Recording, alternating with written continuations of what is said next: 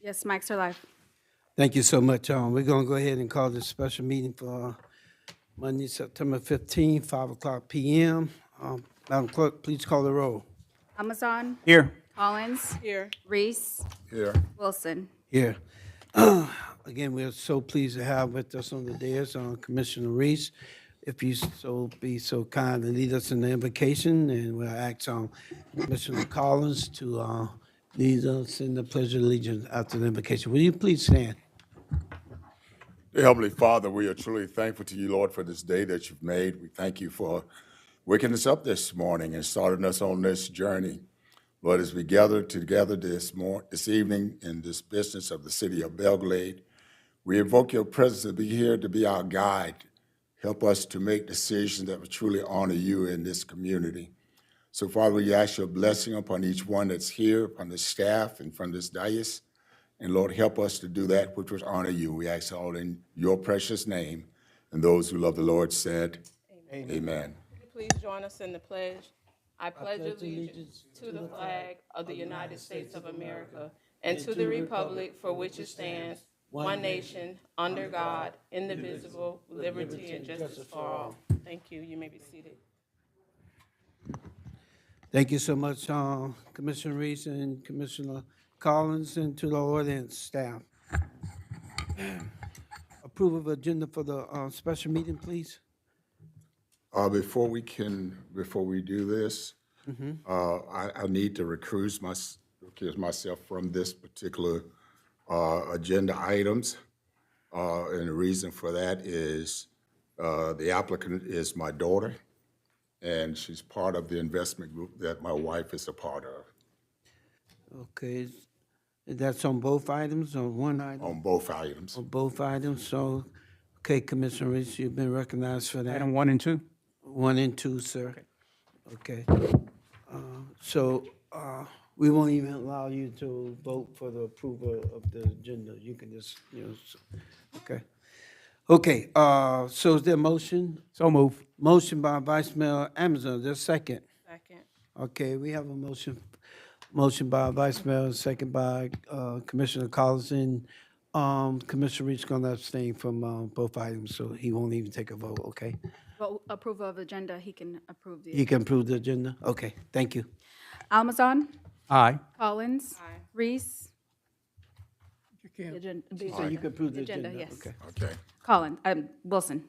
Aye, okay. All right, Madam Clerk, so let's go into it, and state on the record, again, on the commissioner's preference here. Yes, for the record, Commissioner Reese will be accusing himself from item 1 and item 2. Okay, thank you. All right, approval of resolutions. Item 1, a resolution of the City Commission of the City of Belle Glade, Florida, sitting as the Community Redevelopment Agency Board, approving the sale of city-owned surplus property within the Community Redevelopment Area located at 309 Southwest 6th Street, parcel number 0437433115006011, in accordance with Section 163380 Florida statutes, to the Generational Gym Investment Group LLC for the agreed-upon amount of $8,000, providing for implementation, conflict severability, and effective date. What's your pleasure, commissioners? So move. Motion by Vice Mayor, is there a second? Second. Second by Commissioner Collins. The motion was made by Vice Mayor and second by Commissioner Collins. With that in mind, Commissioner Reese will be abstaining. All right, call the roll, please. Amazon, Aye. Collins, Aye. Wilson. Aye. All right, item 2, a resolution of the City Commission of the City of Belle Glade, Florida, sitting as the Community Redevelopment Agency Board, recommending the City Commission's approval, approving the sale of surplus property within the Community Redevelopment Area located at 564 Southwest 4th Street, parcel number 04374342050000300340, in accordance with Section 163.380 Florida statutes, to Generational Gym Investment Group LLC for the agreed-upon amount of $10,000. As part of the agreement, Generational Gym Investment Group LLC is to be responsible for covering all associated closing costs, providing for implementation, conflict severability, and an effective date.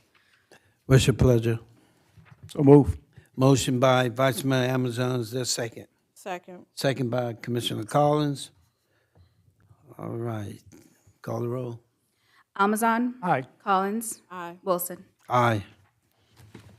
All right. All right. All right.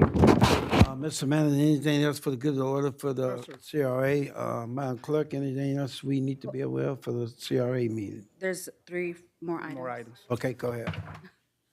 Item 3, a resolution of the City Commission of the City of Belle Glade, Florida, sitting as the Community Redevelopment Agency Board, recommending the City Commission to award the BG Group LLC a contract not to exceed the amount of $44,941 for demolition services at 141 Northwest Second Street, approving the expenditure of CRA funds, providing for implementation and an effective date.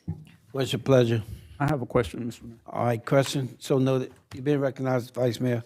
On item 3, 4, and 5, for the demolition, would the city be able to recuperate some of these funds? I just want to state it on the record, Mr. Manager, if you can. Yes, sir. All right, that's it. I just wanted to make sure. All right. So move. There's a No more motion question. with a comment, if the city will have the ability to recoup some of the funding that we're taking to demolish these structures. Motion by Vice Mayor, is there a second? Second. Second by Commissioner Collins. All right, any comments? All right, if not, call the roll. Amazon. Aye. Collins. Aye. Reese. Aye. Wilson. Aye.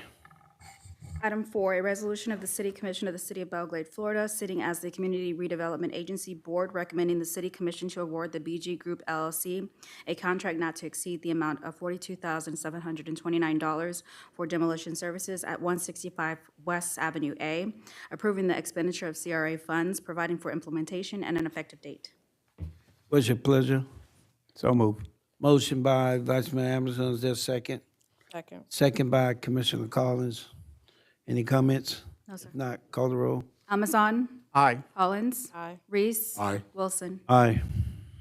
Item 5, a resolution of the City Commission of the City of Belle Glade, Florida, sitting as the Community Redevelopment Agency Board, recommending the City Commission to award the BG Group LLC a contract not to exceed the amount of, there's a correction, it's $84,202, not 82, for demolition services at 565 West Avenue A, approving the expenditure of CRA funds, providing for implementation and an effective date.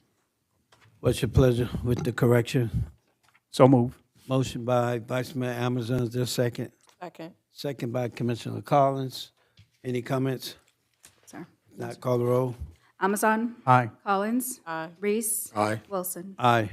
And that's all I have for you, sir. Thank you, Madam Clerk. Good job. Mr. Manager, anything else for the good of the No, sir. order? All right, Commissioner Reese, anything for the good order for CRA? All right, Commissioner Collins? Yes. Is these properties, private properties, or have they been deemed with either liens or some sort of, code enforcement against them? Okay. The question, Mr. Manager, are these city-owned properties? Are these private properties? Private properties, And they're being demolished because they're old buildings or old houses? yes.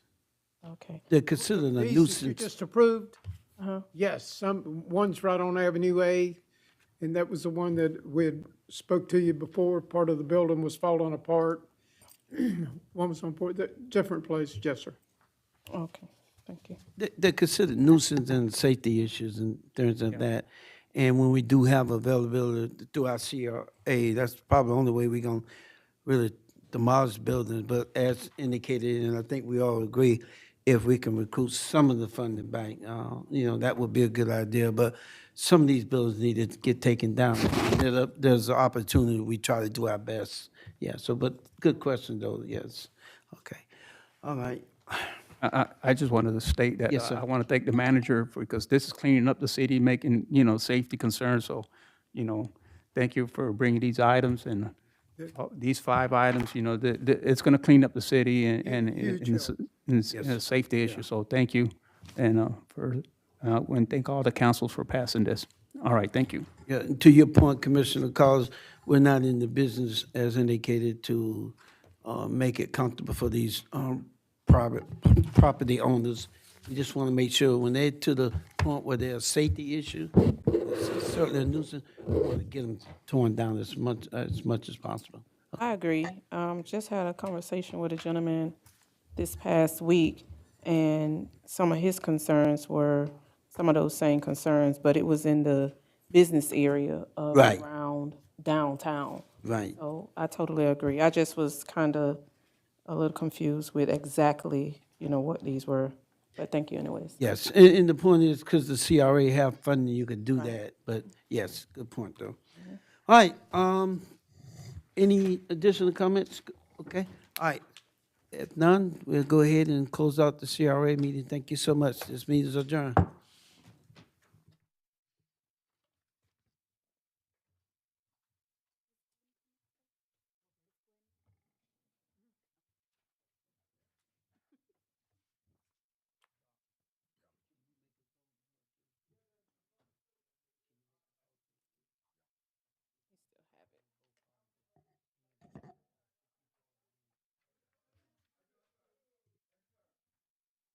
Johnny.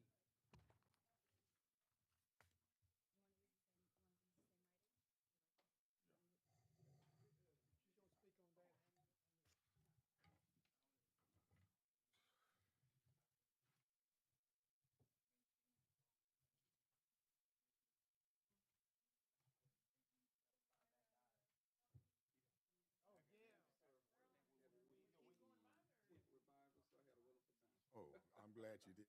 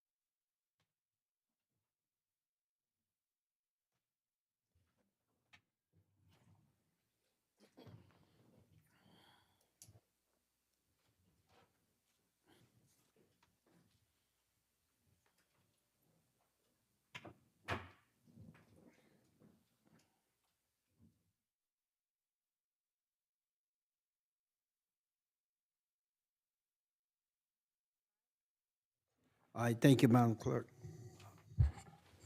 We're gonna go ahead and call this special meeting for September 15, 5:30 PM to order. If you don't mind, we'll act on my Commissioner, Dr. Reese, to lead us in the invocation. We'll act on Commissioner Collins to lead us in the Pledge of Allegiance. If you don't mind, please stand, if you don't mind, for our invocation, followed by the Pledge of Allegiance. Father, we are truly thankful to you once again for this day and for this privilege that you give to us to serve this community.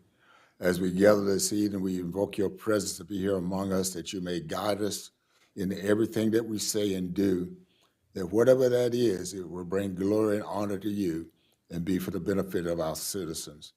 Lord, just bless each person that's here this evening and help us to make those right decisions. We ask it in your name. And all those who love the Lord said, Amen. amen. Would you please join us in the Pledge of Allegiance? I pledge allegiance to the flag of the United States of America and to the republic for which it stands, one nation, under God, indivisible, with liberty and justice for all. Thank you. You may be seated. Thank you, Commissioner Reese and Collins and staff and audience. Thank you all. All right, Madam Clerk, please call the roll. Amazon. Here. Collins. Here. Reese. Here. Wilson. Here. Approval of agenda, please. So move. Motion by Vice Mayor Amazon, is there a second? Second. Second by Commissioner Reese. All right, call the roll, please. Amazon. Aye. Collins. Aye. Reese. Yeah, aye. Wilson. Aye. Okay, Mr. Manager, we're gonna turn it over to you. You're gonna lead us into this. But first, if we can receive and file the public notice for today's meeting. We can have a motion to receive and file today's. So move. Make a motion. Motion by Vice Mayor, Second. second by Commissioner Collins. Audience comments? Yes, sir. Commissioner comments? All right, call the roll. Amazon. Aye. Collins. Aye. Reese. Aye. Wilson. Aye. Now finance.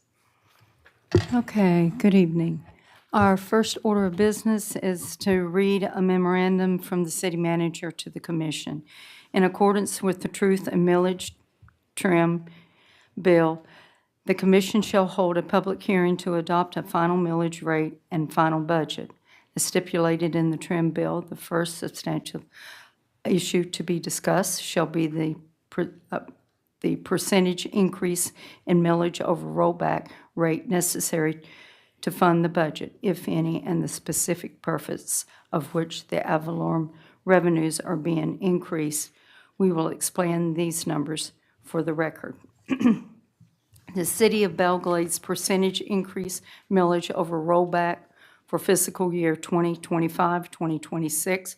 Rollback taxes are $4,112,011, and for fiscal year 2025, 2026, proposed taxes are $4,383,595. Proposed increase in taxes is $271,584. Percentage over rollback rate is 6.60%. Fiscal year 2025, 2026 rollback rate is 6.1366 mills, and fiscal year 2025, 2026 proposed millage is 6.5419 mills. Proposed increase in millage is 0.4053 mills, and percentage over rollback mills is 6.60 percentage. Okay,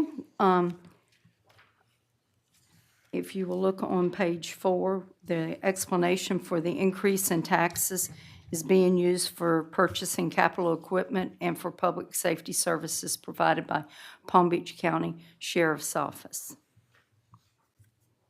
Okay. And if you will turn to page 5. We will go over the highlights for the general fund budget. We do have a balanced budget of $15,567,990, both in revenues and expenditures. The ad valorem tax rate is 6.5419 mils, same as last year. There's an 8.6% increase in property tax values. State revenues increased 2%. Included in the budget is a CDBG grant for code enforcement of $133,691. Garbage solid waste administrative fees are $348,157.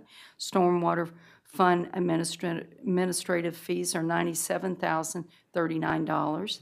We have a transfer from reserves of $2,603,787. The expenditure highlights in this fund are a 10% increase in insurance, that's property liability, errors and omissions, auto, and workers' comp. Health insurance increase of 7.5%. Employees insurance deduction increase of 7.5%. Increase in Palm Beach County Sheriff's contract of $113,334. 3% inflation is reflected in this budget. 2% COLA for employees over $75,000 and then there's a 3% COLA for employees under $75,000. There's the performance bonus. Personnel changes, we unfunded the human resource administrative assistant. We unfunded the customer service representative's position. We unfunded the director of parks and recreation. We unfunded the park ranger's position, and we funded a recreation manager's position.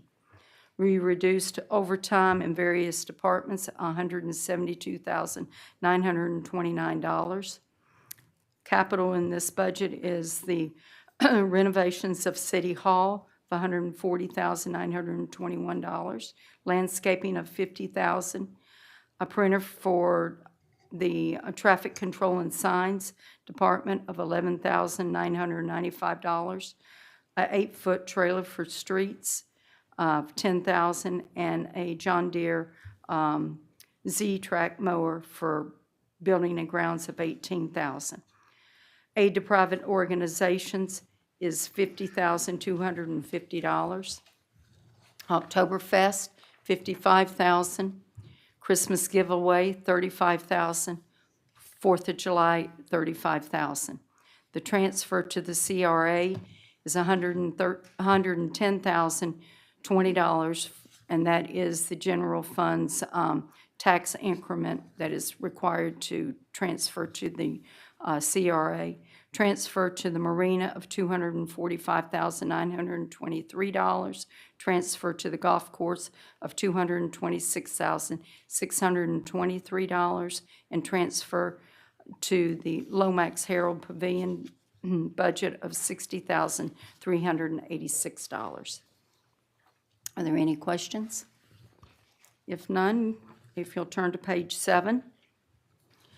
This is the CRA, and there is a balanced budget. This budget has already been adopted by the commission on the 4th of September, but it's part of the citywide budget, so we'll just go over that briefly.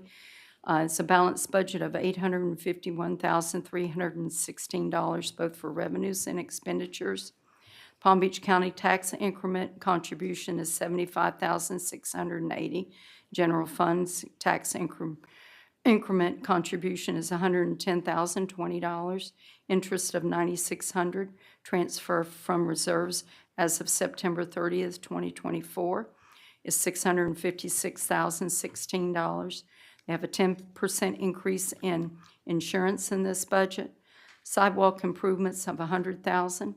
Demolition of $150,000, building renovation program of $100,000, and there's restricted reserves for new CRA projects of $467,231. Any questions? If none, you'll turn to page 8. This is the infrastructure surtax fund. It has a balanced budget of $5,044,248, both revenues and expenditures. The 1 cent surtax sunsets in December of 2025, so we estimated we'll only get $413,235. Interest of $35,000, balance brought forward of $4,596,013.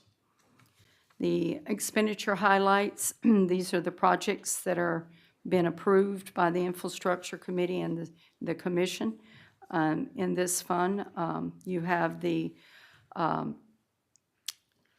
pool, a new pool of $866,703.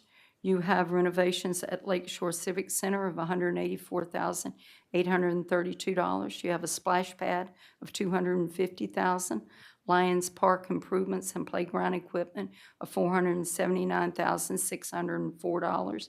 Butts Park bathroom and other renovations, $711,388, and Hands Park bathroom of $484,013. At the marina, you've got the balance of the the building of the bathhouse, the Main Street, the main park, in the main park, the street paving, there's a balance left for that project, and engineering for Section 500, a total of $1,195,772. There's floating dock renovations of $315,379, and improvements at Lomax Herald Pavilion of $32,020.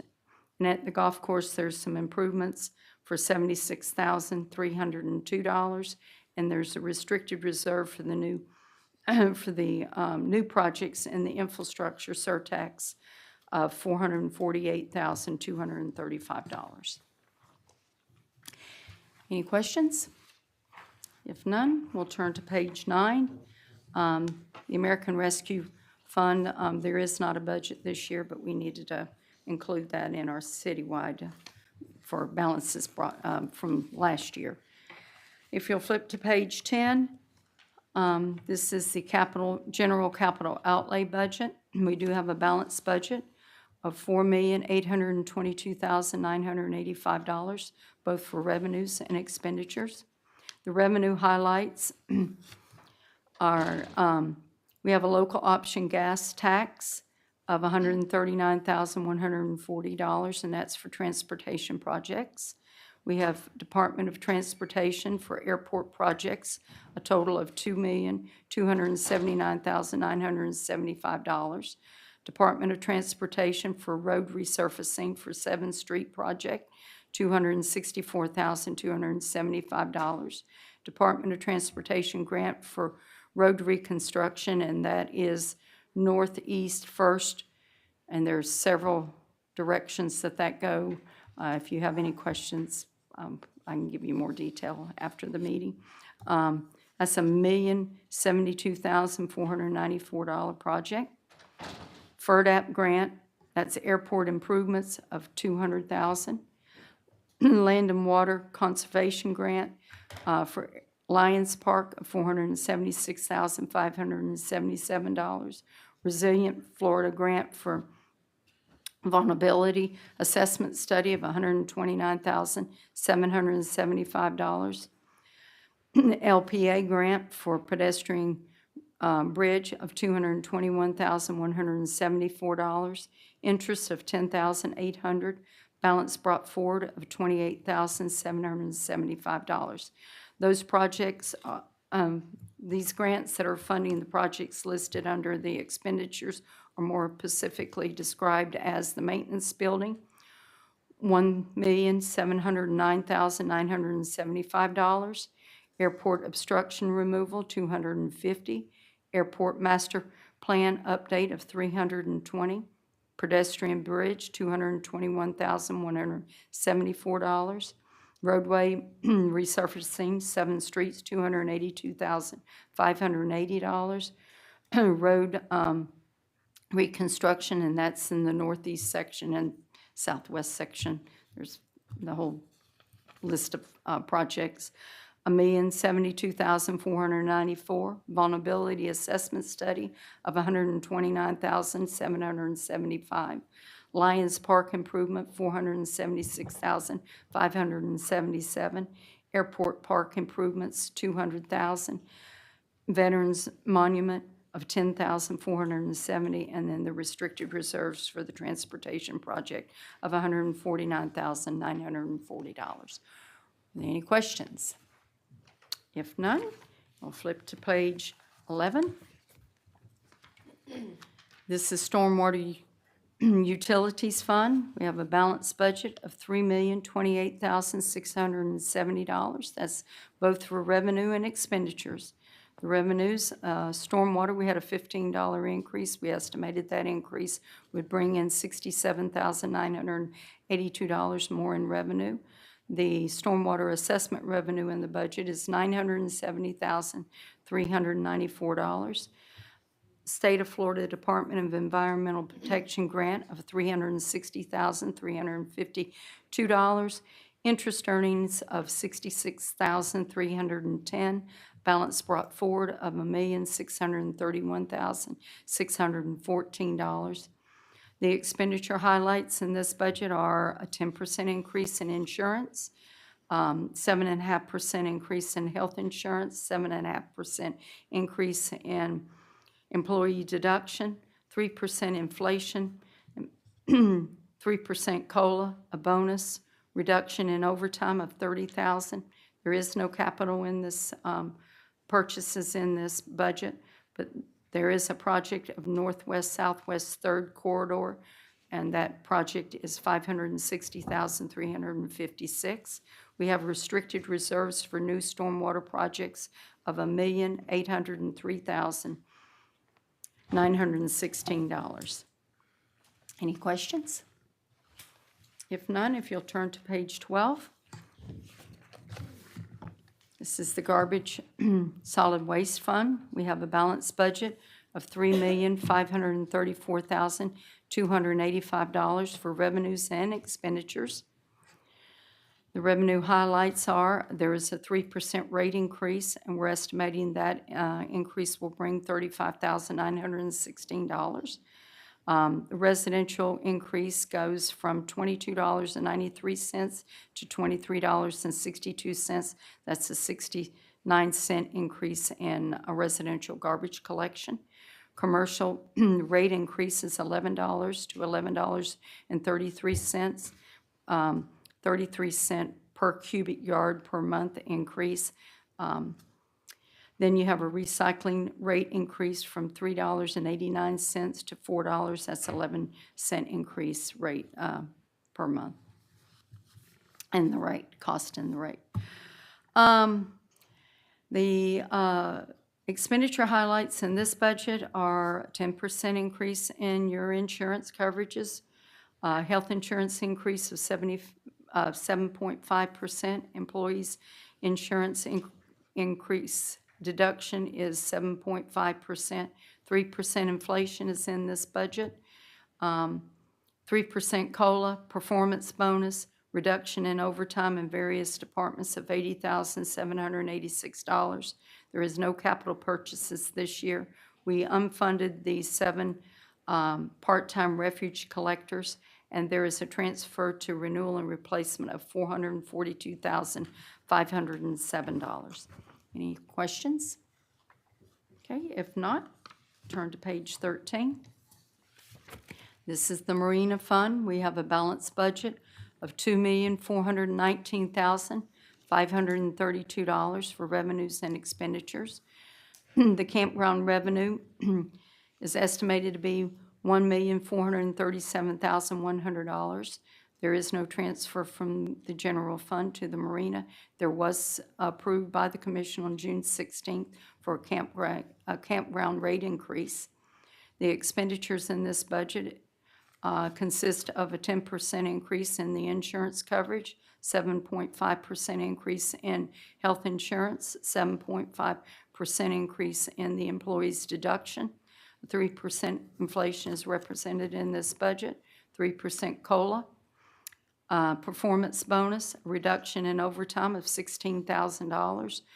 No capital purchases, and a transfer to renewal and replacement of $50,000. And the golf course, the estimated revenue is $405,500. There is a transfer from the general fund to the golf course of $226,623. We did go up on the golf course rates. It was approved on June 16th. There is a transfer from renewal and replacement to funds equipment purchases of $39,000. The expenditures in the golf course include a 10% increase in the insurance, 7.5% increase in health insurance, 7.5% increase in the employee's deduction, a 3% inflation. Personnel changes in this budget is the golf course cashier change from a full-time to a part-time, a new position for a part-time groundskeeper. We have a 2% COLA, a 3% COLA, and that 2% is for 75,000 and above, 3% is 75,000 and below, and the performance bonus in this budget. There is a performance bonus in this budget. Overtime reduction of $15,000. The capital purchases are a used bunker and field rake of $11,500, a used triplex mower of $27,000. The marina budget generates no revenue, so there is a transfer from the general fund to the marina of $245,923. The expenditures in the marina include a 10% increase in insurance, health insurance increase of 7.5%, employee insurance deduction increase of 7.5%, 3% inflation, 3% COLA, bonus, reduction in overtime of $5,000, no capital purchases. And the Lomax Herald Pavilion estimated revenue is $5,000. There is a transfer from the general fund to the Lomax Herald Pavilion of $60,386. Expenditures include an increase in a 10% increase in insurance, and a 3% inflation cost is reflected in this budget.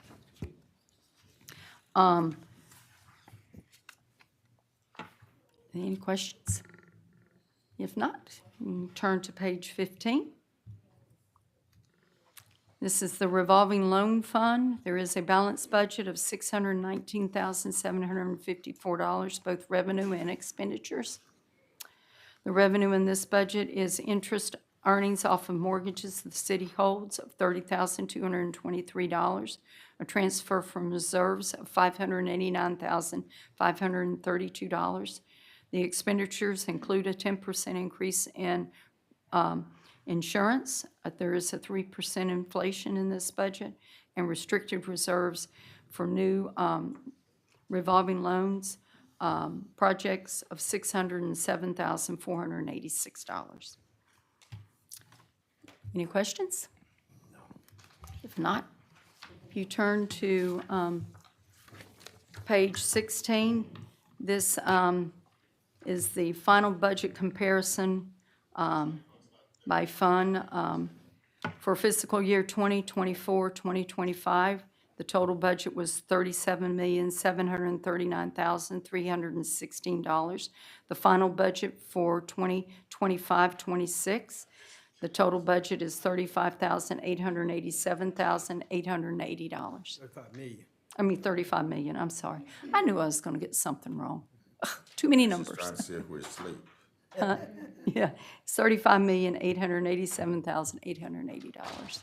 So, Well, Mr. Manager and staff, I can imagine you guys probably sleep these numbers, because I can tell you, my colleagues, we probably know them by heart, so. can you imagine us having to Yes. work these numbers for Yes. 2 months, 3 months? Yes. It's a lot of numbers. Yes, good job, though. Okay. Okay. All right, at this time, if there's any questions or comments from the public, please rise to be sworn in. There is none. Okay, so we're, item 7. It's an adoption of resolution relating to final millage for fiscal year 2025-2026. A resolution of the City Commission of the City of Belle Glade, Florida, fixing the final millage for the fiscal year 2025-2026 on all taxable real and personal property to provide for general operation expenses and declaring a tax levy upon said property. So move. Motion by Commissioner Reese, is there a second? Second. Second by Commissioner Collins. Any comments? No, sir. All right, call the roll. Amazon. Aye. Collins. Aye. Reese. Aye. Wilson. Aye. Item 8, adoption of resolution related to final municipal budget for fiscal year 2024-2025.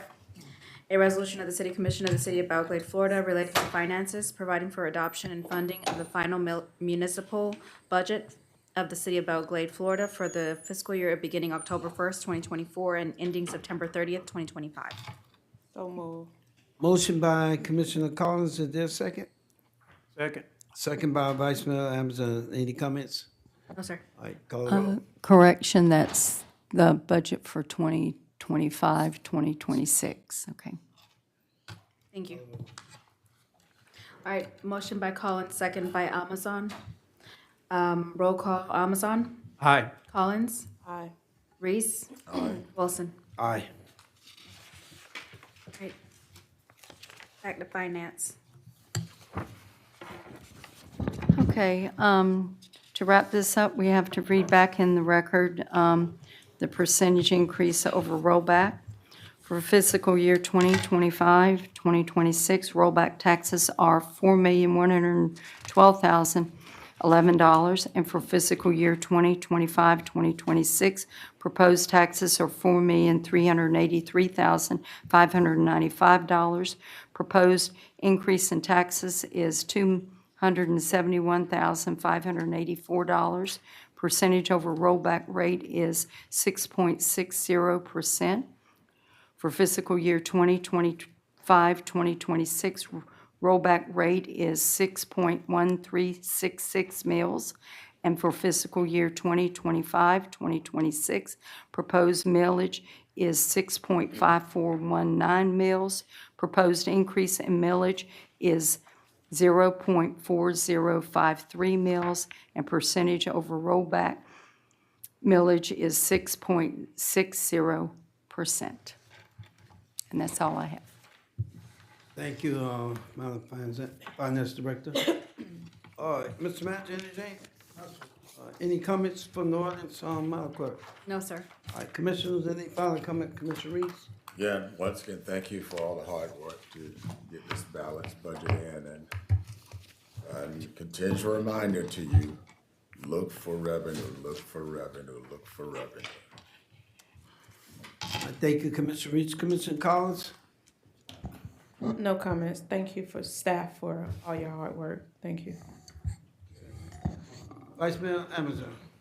Yeah, I just want to say thank you to the manager and all his staff and all the departments for working with us. Thank you. Likewise, we say thank you to everybody. We're gonna go ahead and close out this meeting. This meeting's adjourned.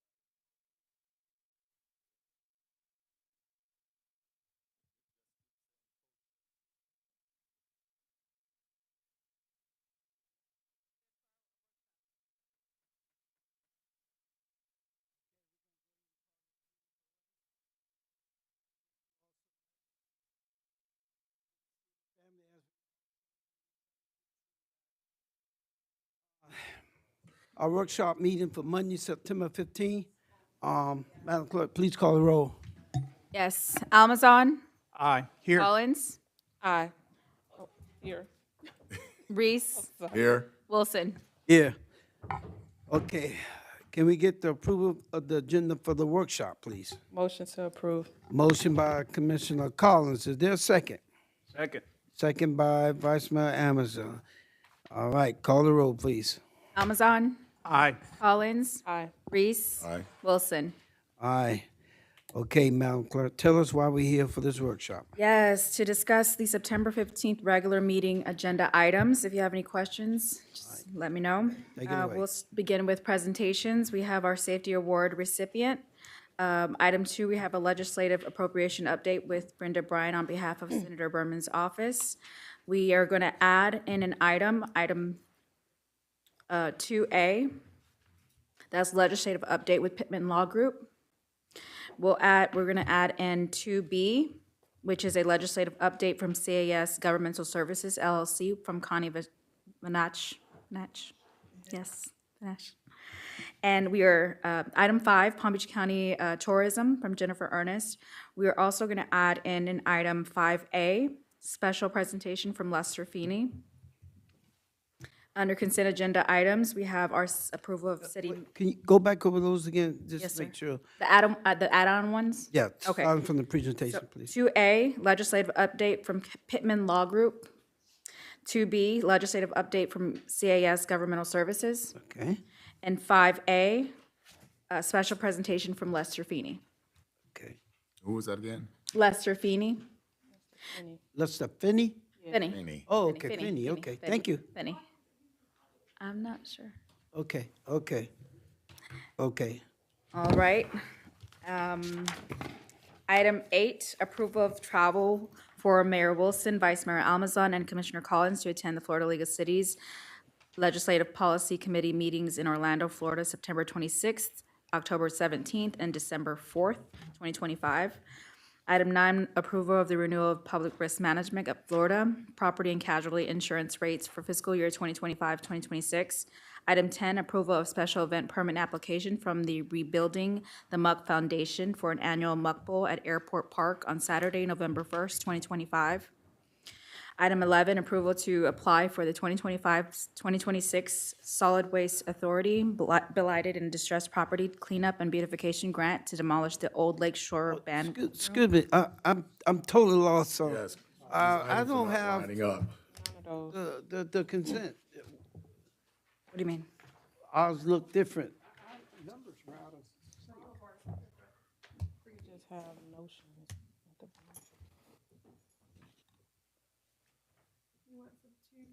We're gonna take a recess for a minute.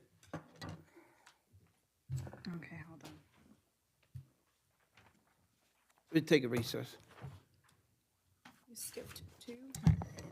Throw out the numbers.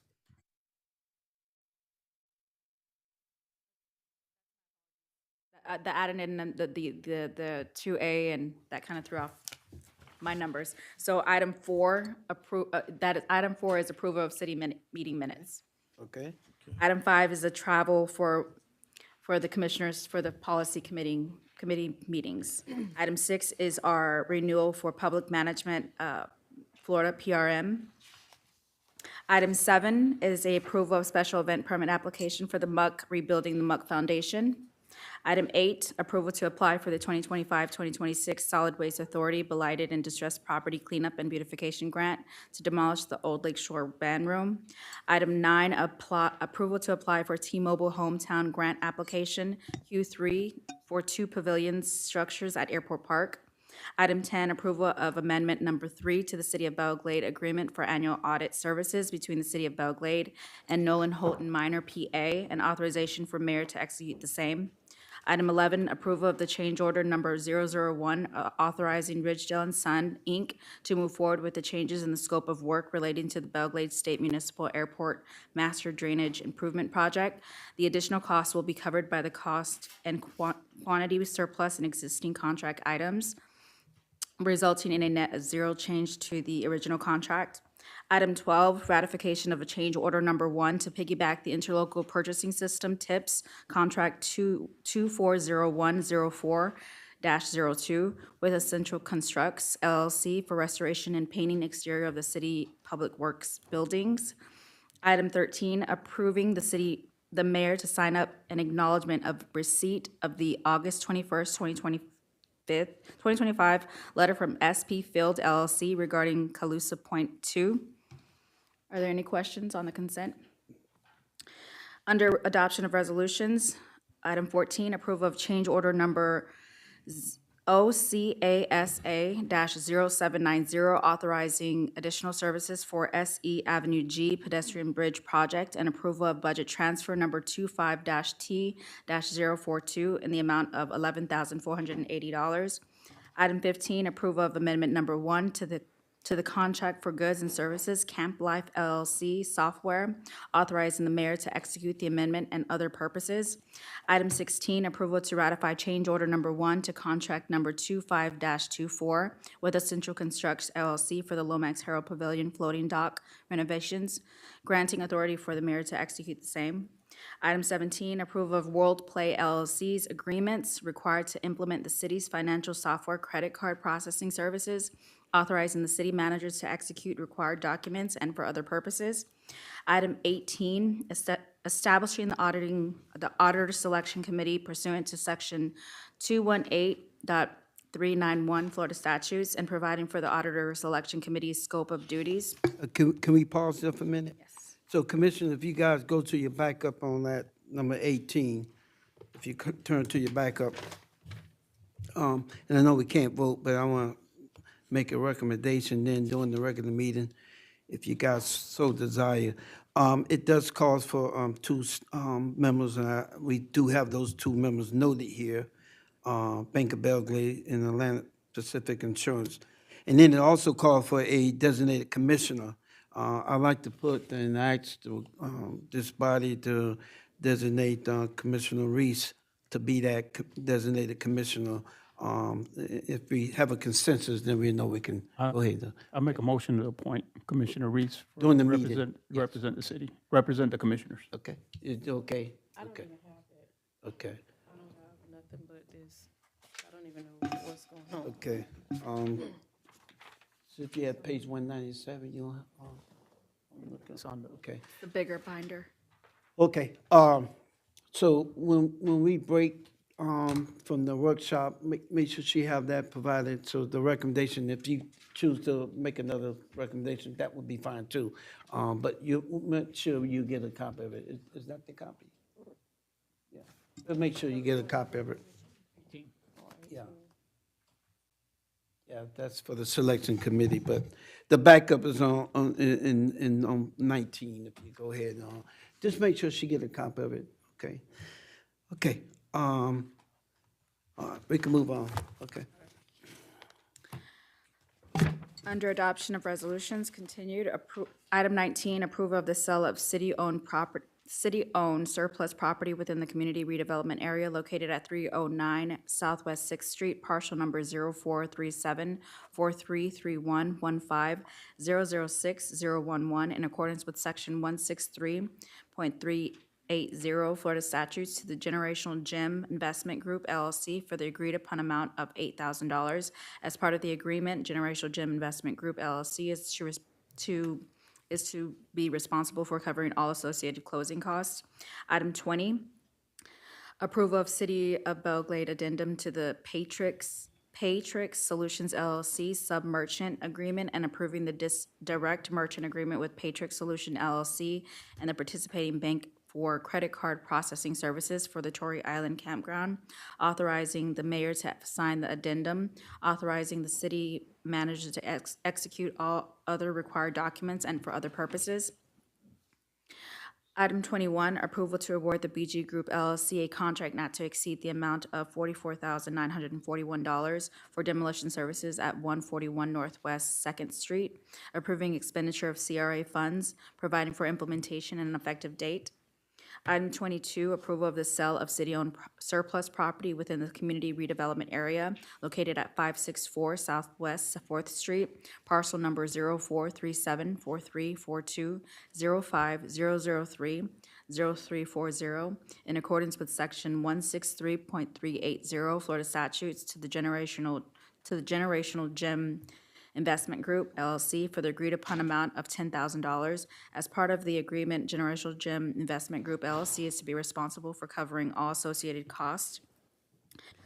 Item 23, approval to award the BG Group, LLC, a contract not to exceed the amount of $84,202 for demolition services at 565 West Avenue A, approving the expenditure of CRA funds, providing for implementation and an effective date.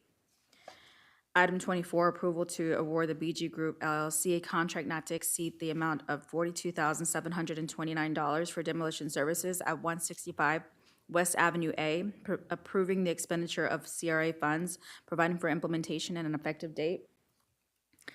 Under adoption on first reading, an ordinance of the City Commission of the City of Belle Glade, Florida, providing for the city's consent to the inclusion of the entire territory within the City of Belle Glade's municipal boundaries into Palm Beach County's Fire Rescue Municipal Service Taxing Unit for fire rescue, fire protection, advanced life support, or similar emergency services, fire code enforcement, and other necessary and incidental services, providing for intent, purpose, and consent, providing for effectiveness and duration of the consent, providing for effectiveness and a repeal, acknowledging ad valorem millage rate limitation, providing for the repeal of conflicting ordinances, providing for severability, providing for codification, providing for captions, and providing for an effective date. Are there any questions? No. Item 26, an ordinance of the City Commission of the City of Belle Glade, Florida, amending Chapter 11, Fire Prevention and Protection, Article 1 in general, Section 11-5, Fire Rescue MSTU, to ratify and extend the city's consent to inclusion of the entire territory within the City of Belle Glade's municipal boundaries into Palm Beach County's Fire Rescue Municipal Service Taxing Unit for fire rescue, fire protection, advanced life support or similar emergency services, fire code enforcement, and other necessary and incidental services, providing for intent, purpose, and consent, providing for effectiveness and duration of consent, providing for effectiveness of repeal, providing for the repeal of ordinances or resolutions in conflict, severability, codification, and an effective date. Adoption of ordinances on second and final reading. 2025-12, an ordinance of the City Commission of the City of Belle Glade, Florida, annexing 3 parcels of real property totaling approximately 1.02 acres owned by Western Palm Beach County Bureau located at the northwest corner of Hooker Highway and Livestock Market Road, as more particularly described herein, declaring that the voluntary annexation of the properties meet all legal criteria, directing city administrative staff to take all actions necessary to effectuate the annexation, providing for conflicts clause and severability clause, and providing an effective date. Item 28, 2025-13, an ordinance of the City Commission of the City of Belle Glade, Florida, annexing 3 parcels of real property totaling approximately 10.06 acres owned by U.S. Sugar Corporation located at the northeast corner of Main Street and Hooker Highway, as more particularly described herein, declaring that the voluntary annexation of the property meet all legal criteria, directing the city administrative staff to take all necessary action necessary to effectuate the annexation, providing for conflicts clause, severability clause, and providing an effective date. The final ordinance on second reading, the final reading is 2025-14, an ordinance of the City Commission of the City of Belle Glade, Florida, amending the Code of Ordinances at Chapter 2, Article 6, Division 4, Section 2-336, amending the retirement plan for full-time employees, amending the composition of the Board of Trustees, providing for conflicts, ordinance, and authority to codify, providing for severability, providing an effective date, and for other purposes. And I'll announce the announcements in our regular meeting. Mayor. Okay, so noted. If, Commissioner, if you can turn on number 29, just look at the backup for a minute. And Mr. Manager, maybe Donna can help us with this, and Ari. So our Board of Trustees currently have 5 members, and the request here is to expand that to 7 members, which I think is a good idea. But they're specifying who should be on that board. We know 3 commissioners will always be designated, and then now they're saying to add these 4 to specify Director of Finance, the Assistant Director of Finance, and the Chief Accountant, which is good. Can we, Diana, Mr. Manager, if I may, Diana, at this point, can we make an inclusion to have the city manager or his designee to put it in this language now? Or do we have to wait till the Board of Trustees meet to make that recommendation? Look like we should be able to do it now because you guys are adding these, you've been specific about what you want.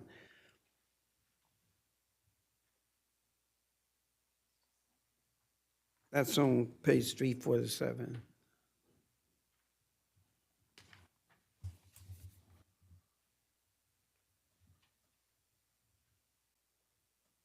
There'll be no other elected officials, it'll just be a staff. Absolutely. Right. Can the commissioners make that recommendation now, or do we have to wait till the Board of Trustees? So it can be either a commissioner or a staff member. Well, you have the 3 commissioners already, yeah.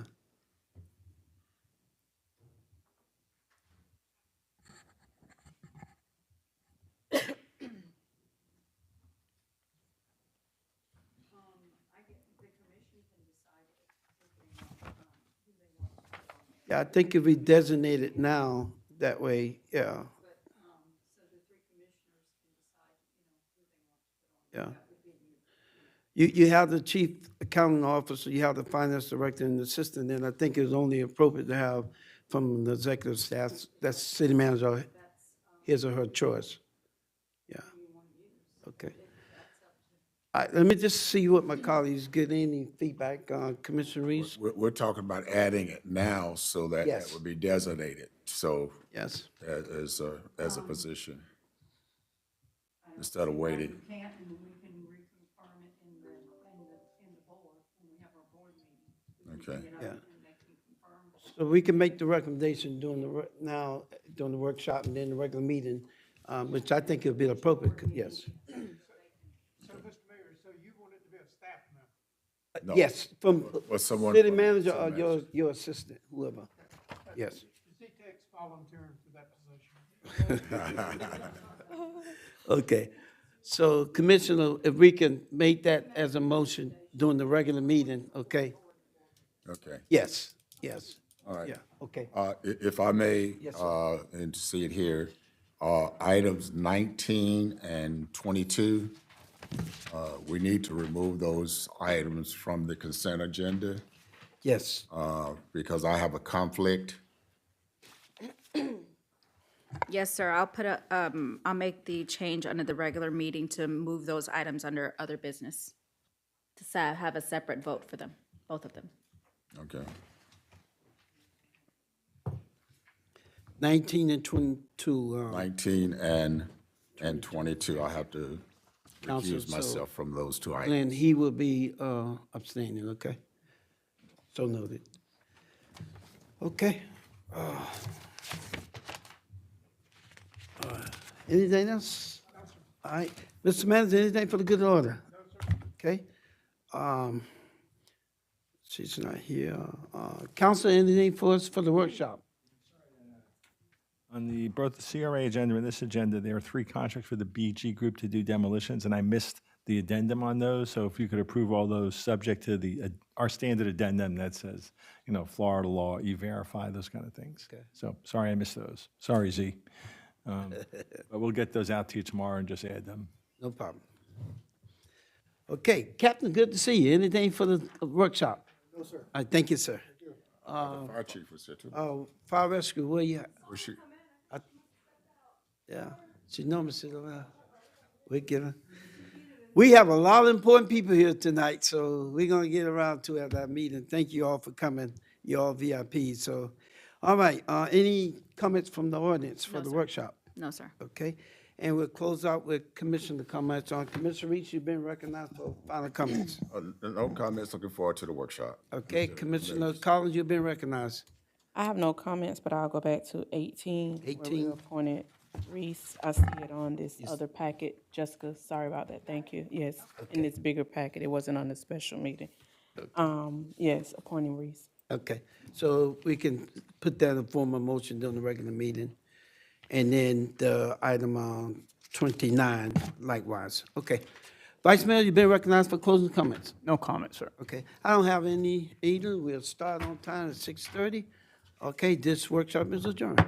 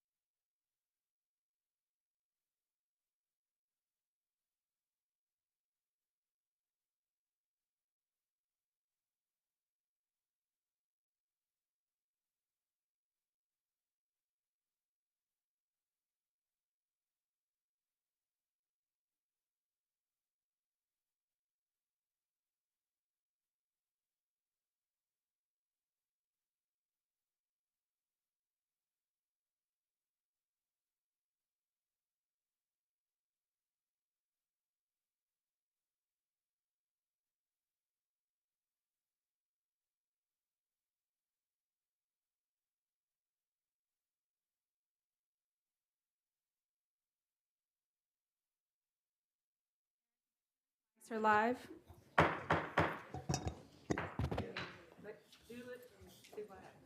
Okay, we're gonna go ahead and call this meeting, our regular meeting for Monday, September 15th. For September 15 at 6:30 PM to order. Madam Clerk, please call the roll. Almazan. Here. Collins. Here. Reese. Here. Wilson. Here.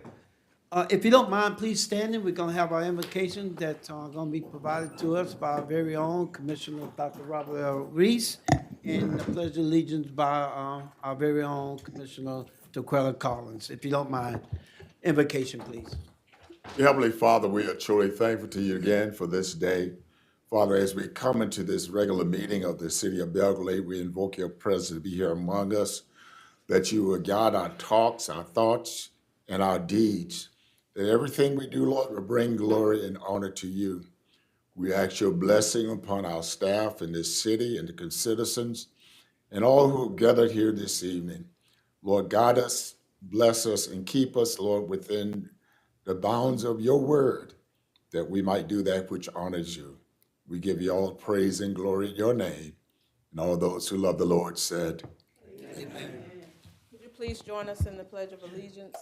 I pledge allegiance to the flag of the United States of America and to the republic for which it stands, one nation, under God, indivisible, with liberty and justice for all. Thank you. You may be seated.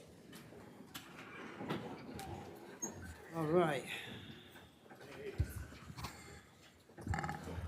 Okay, Madam Clerk. All right, we have a couple of additions and changes to this agenda. We'll be adding on 2A, which is a legislative update from Pittman Law Group, 2B, which is a legislative update from CAS Governmental Services LLC, and we'll be adding 5A, a special presentation from Lester Feeney. We'll be arranging items 18, 19, and item 22 for other business. They'll be voted on separately. We have received Form 8B for Commissioner Reese to abstain from items 18 and 22. no. Apologize, 19 and 22. That's it. Okay. You said another item was removed from this consent. What was that? Sorry? You said 3 items. 18, 19, and 22. The selection of the auditor selection committee. Okay.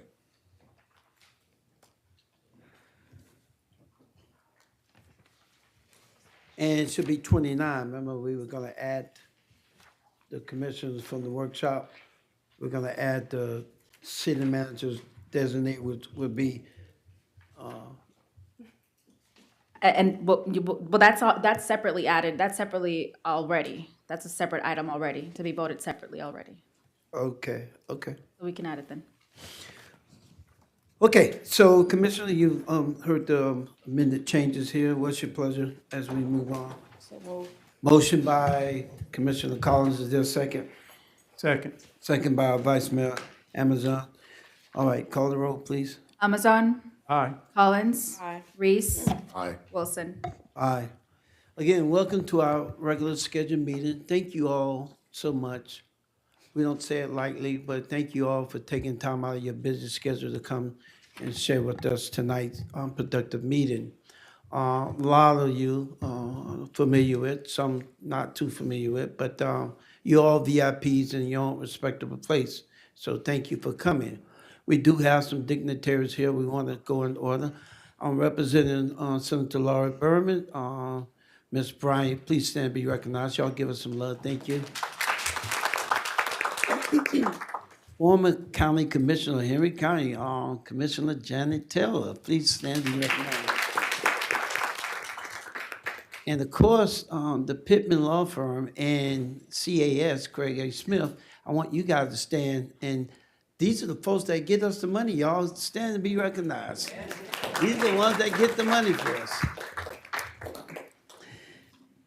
And now we also have,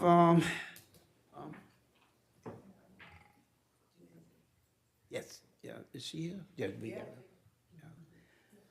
Jennifer Ernest, last but not least, we have her stand and be recognized. I know you don't like to do that, but thank you for what you do. And Ms. Jacobs, by all means, with the school district, please stand and be recognized. Thank you. Okay, if I fail to call your name, you're probably more important than the names we did call, so thank you all. Thank you all so much. PBSO, Fire Rescue, and to our citizens and our business partners, thank you all, and of course to our staff, thank you all for what you do. Thank you. So with that, we're gonna go ahead and move into the business item. Yes, sir. Our 2025 August Employee Safety Award recipient, LaMarcus McKay, within the Parks and Recreation Department, was not able to make it today, but he is our 2025 August Employee Safety Award recipient. At this time, may we ask you to step down from the dais for our presentation, our legislative appropriation update from Mrs. Brenda Bryant.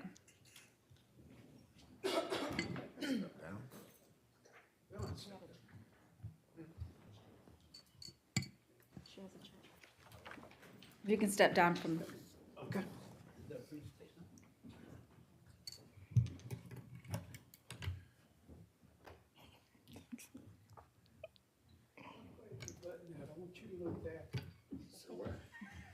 Because you're gonna get money. See, you were talking about it, so I couldn't hear you. When she hands that money, you'll hear it now. Thank you all so much, Mayor, Commissioners, and residents. I'm here representing Senator Lori Berman, who is currently on vacation in Europe, but she wanted to make sure this presentation was presented before the committee meeting starts on October 6th. So I will read her words for you, to you. And it reads, "Good evening, Mayor, Commissioners, distinguished guests, and the wonderful residents of Belle, Glade, Florida. It is truly an honor to celebrate a moment that marks progress, opportunity, and investment in the future of your city. This year, I was privileged to sponsor funding for two critical projects for your city: the Senior Home Rehabilitation Grant Program and the Resilience Hardening of the Lakeshore Multi-Use Resource Center. These investments represent more than just state dollars. They are the commitment to strengthen Belle Glade, enhancing quality of life for your seniors and ensuring your community resource remains safe, secure, and resilient for years to come. The Senior Home Rehabilitation Grant Program will provide vital support to older residents, helping them to remain in safe and comfortable homes, while the enhancements to the Lakeshore Multi-Use Resource Center will fortify a central gathering place for the community, ensuring its continued role as a hub for services and support. These projects are promises of safer, stronger infrastructures and economic growth that will benefit your city for generations to come. As your state senator, I have the privilege of representing a community that is rich in history, culture, and resilience. I have seen firsthand the determination of Belle Glade's leaders, mayors, commissioners, and city managers to advocate tirelessly for the need of this city. These projects are a direct result of that advocacy, teamwork, and persistence. In securing these fundings was a team effort, and I am proud to have championed Belle Glade's priorities in Tallahassee. I believe in the power of transforming neighborhoods and in the ability of economic development to create opportunity for Belle Glade residents, especially the youth and senior citizens. These projects will attract new opportunities, create jobs, and bring fresh energy to your local economy. Together, they lay the groundwork for Belle Glade to thrive in the years ahead. Thanks to the City Commission, the dedicated city staff, CAS Governmental Services, Pittman Law Group, and all the partners who helped make this possible. Your hard work and vision have brought us to this day, and I am proud to have worked alongside you. To the people of Belle Glade, this is your success. These projects are for you, your children, and your grandchildren. They are investments in your safety, prosperity, and quality of life. I look forward to continuing to work with you to ensure that Belle Glade remains a place where dreams can be built, families can flourish, and the community can grow stronger. Thank you, and congratulations to the City of Belle Glade on this exciting milestone. Your State Senator, Laurie Berman, District 26.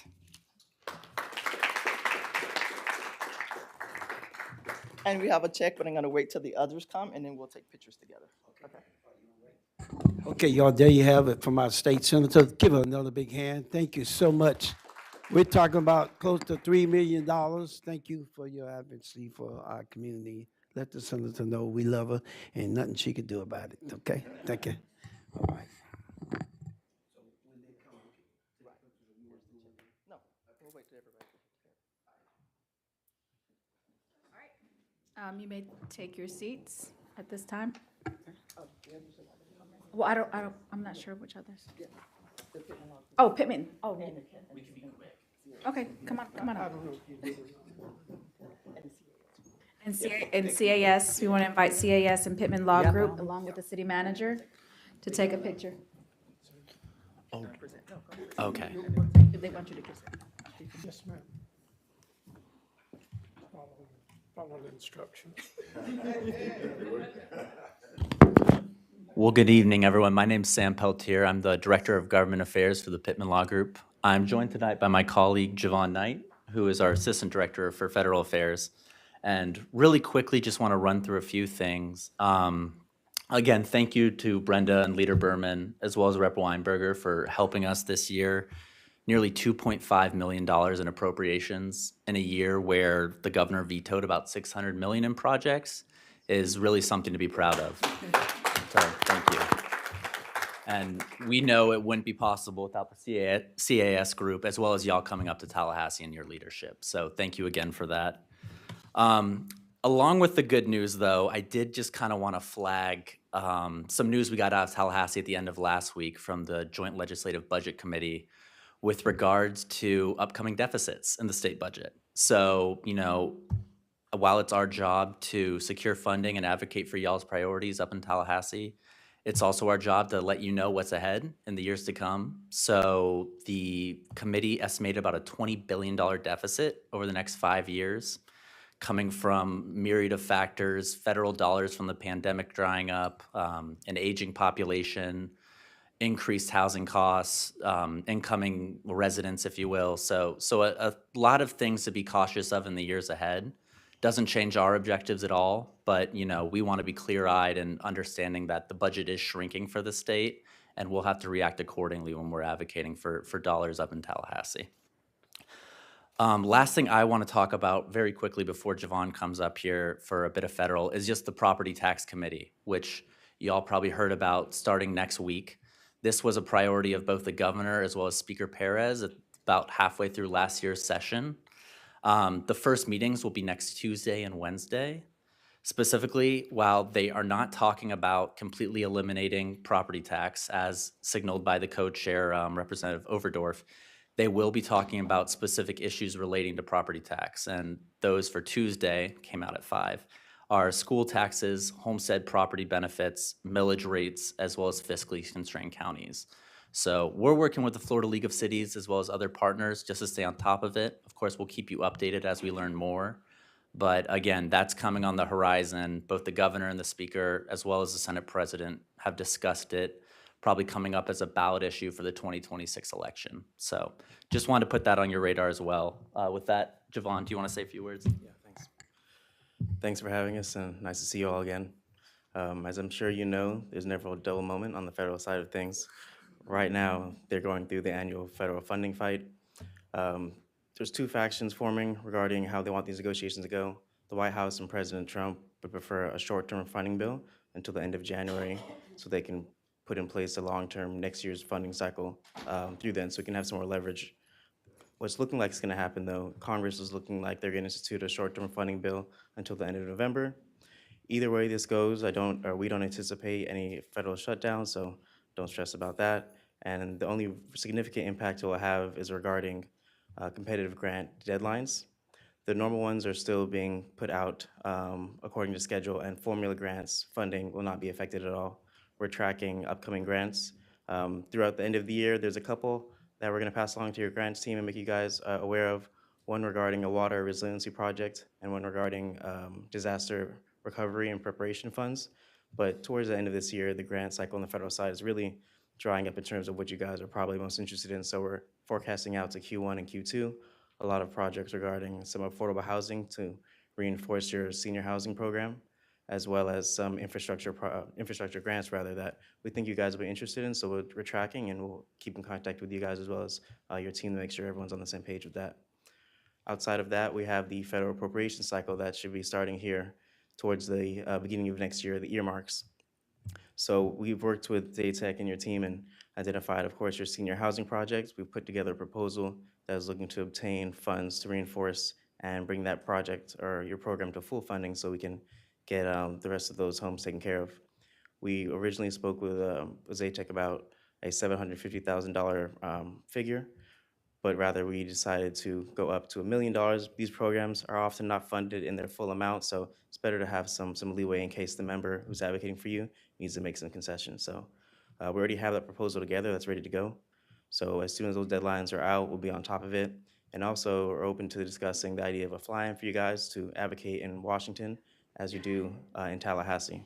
So we can talk about that in the future, but we're on top of that and we'll keep you guys updated.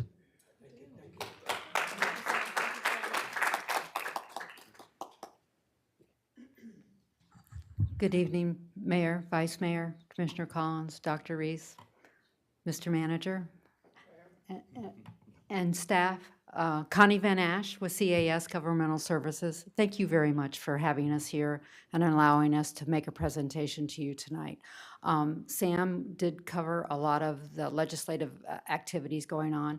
There was just one thing I wanted to point out that did occur last year.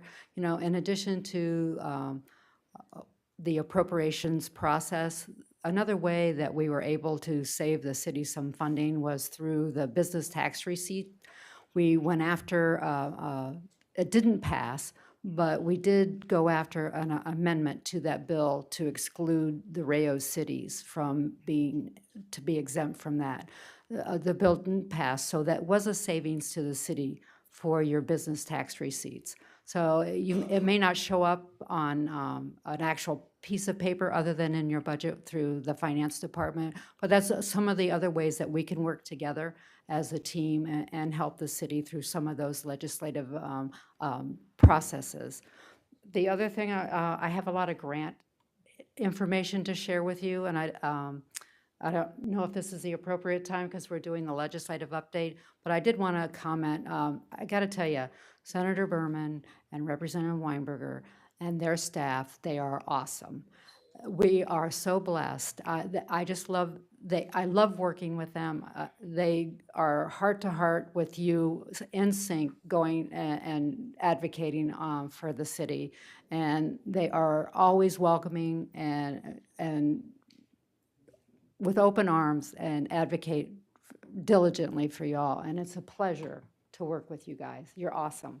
So I did want to say that. They've been, through the years, it's been wonderful. And I wanted to comment on that. So for the grants, we've been working, our company also does grant writing for the city.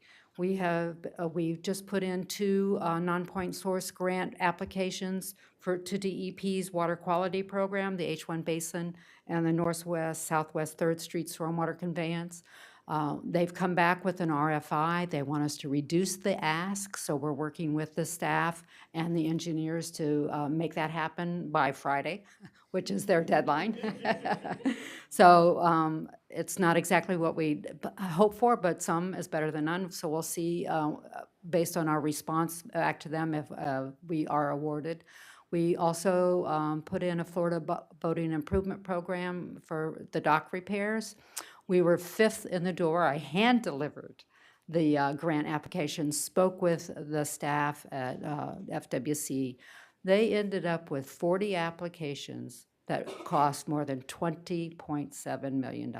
And the legislature only funded a little over $3 million in the budget. So we continue to go after those types of programs. We don't always qualify or make the cut, but we keep asking, just like we do in Tallahassee. If you don't ask it, it's an automatic no. So those are some of the things. We also did, in conjunction with the federal earmark program that they were talking about, the city has a funding year 26 project in that was accepted, and at $750,000 for the Fifth Street Bridge. That's still pending. So that's an active grant going through the government process that Siobhan was talking about. So those are just a few of the examples we've been advocating on your behalf, and we continue to work with your staff, which are terrific, by the way. Annette, Diana, everybody that we work with and manager and Zatek are just fabulous and always take our calls and get back with us. So I wanted to say thank you. They are awesome. It's a team effort. We're not here alone by ourselves, not in Tallahassee or down here. So thank you very much for allowing us to be here this evening. So as we prepare for the pictures, you guys come up front. Just quickly to let you guys know, to the audience, to our citizens and our business leaders, and these folks up here, kind of you guys come up front. So yeah, show us the money, right? So there's an old saying, it takes teamwork to make dream work. And while our state rep, our House rep, Weinberger, and our Senator Berman, they're doing the heavy lifting with the appropriations and going before the colleagues. Our lobbyists are the ones that are navigating the floors for us. When we're there, when we're traveling in the midnight, when we get there, they have everything laid out for us. Who we gonna meet, what time, how long we gotta be in there, and what to say, what not to say. I mean, they have it to the T. And I want to tell you guys, as indicated already, my colleagues, I mean, we brag on you guys all the time, from the state rep, House, and the Senate, and to our lobbyists. There's no way we can get it done without your support. You guys are always kind to us. We do tell you we have a seat at the table always with these folks. So let's give them another big hand, please.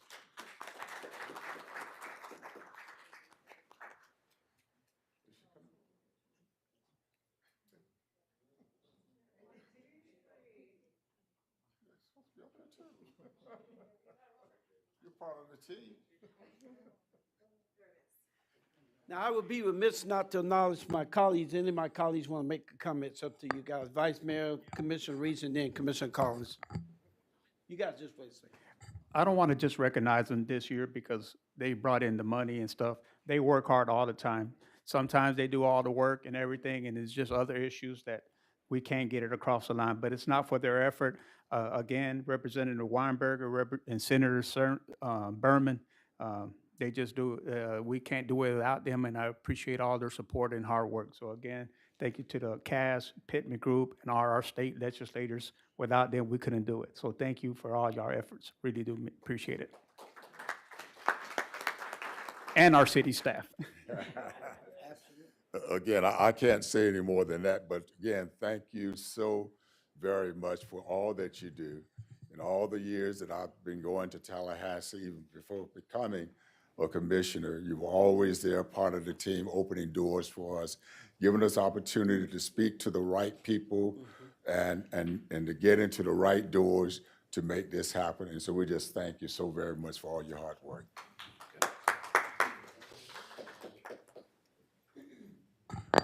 I just want to say thank you from the top all the way down because going in as a new commissioner, it has been a great experience.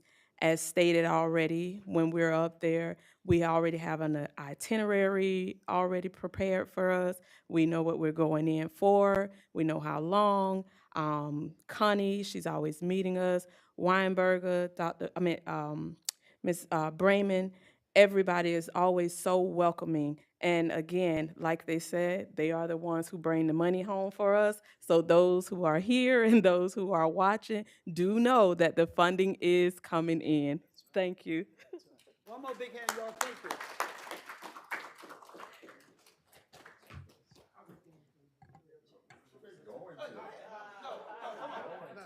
No, yes, go ahead. Go ahead. Go ahead. Go back. We're gonna talk.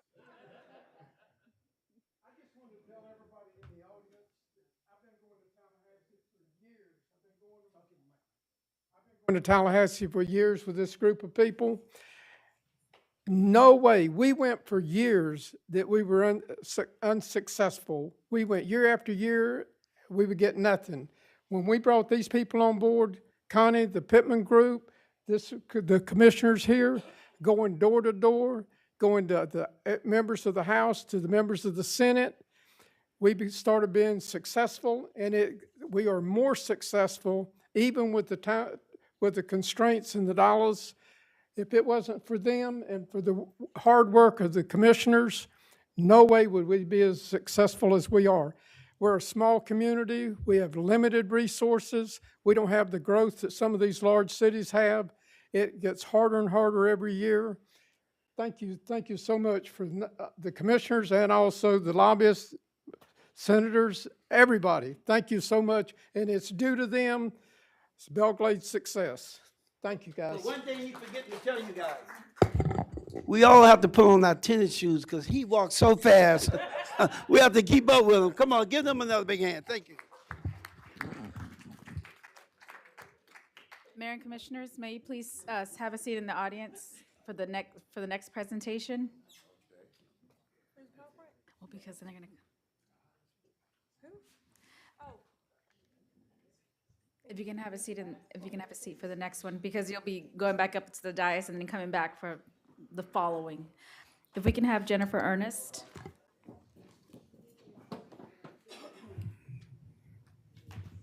Palm Beach County Tourism. Yes. I'm like, I don't want to see my booty. All right. I know I have a 10-minute limit. I'm going to be joined by Jeffrey Willis and the MCA Total Experience after I give my spiel, but I feel like the city is due some updates from me in general, and I don't do it enough. So if you'll just indulge me slightly. The first thing I would like to do is the Drawbridge Cafe. Miss Sandra Stewart has that lease with the city, and I have been behind her 100%, trying to make a jewel that we have out here in Belle Glade back, just bring it back to life. What we did not know is what we did not know. The building was in extreme disrepair just because the age and no use. So we did a soft opening and we learned a lot. Coolers broke, AC units broke, stoves broke, but the city was behind us 110%. Poor Diana and Z and cats and everything. And so we've really got it cleaned up. We are very grateful for the new roof on the building, and I know that was a huge expense to the city, but it just shows the commitment the city has to and having nice things for the Glades. So in a partnership with them, I have invested close to $60,000 in remodeling. We ripped out the entire bar, rebuilt it, added a bathroom. We had many tour groups that wanted to come through, but they're on a time schedule, so having one restroom was really hard. We added actually two additional toilets. We enhanced the facility so when we have events out at Torrey Island, a lot of the musical acts needed a shower, they needed food, they needed things, and it was just too cost prohibitive to expand the amphitheater. So I don't know if everyone knows, but that country club was a country club. So it had a shower that was defunct. We've remodeled it so we can use it, so more acts can use that, or any kind of events right there. We'll just bring them into the drawbridge and feed them and let them take a shower and have a nice drink and whatever they could do. It reopens tomorrow for breakfast and lunch tomorrow. I've left menus for the commission, and we'll have paper ones available. We simplified the menu. It is my extreme belief that building is more gauged toward events, and we already have 12 booked, just on knowing anywhere from a birthday party, political fundraisers, leadership glades, which we don't charge anything, of course, because it's city property and we want to help the community. It's not just about having a restaurant. We will be having a grand opening cowboy party on October the 3rd. So we'll have giveaways, we'll have a DJ, we'll have all kinds of fun stuff going on that day.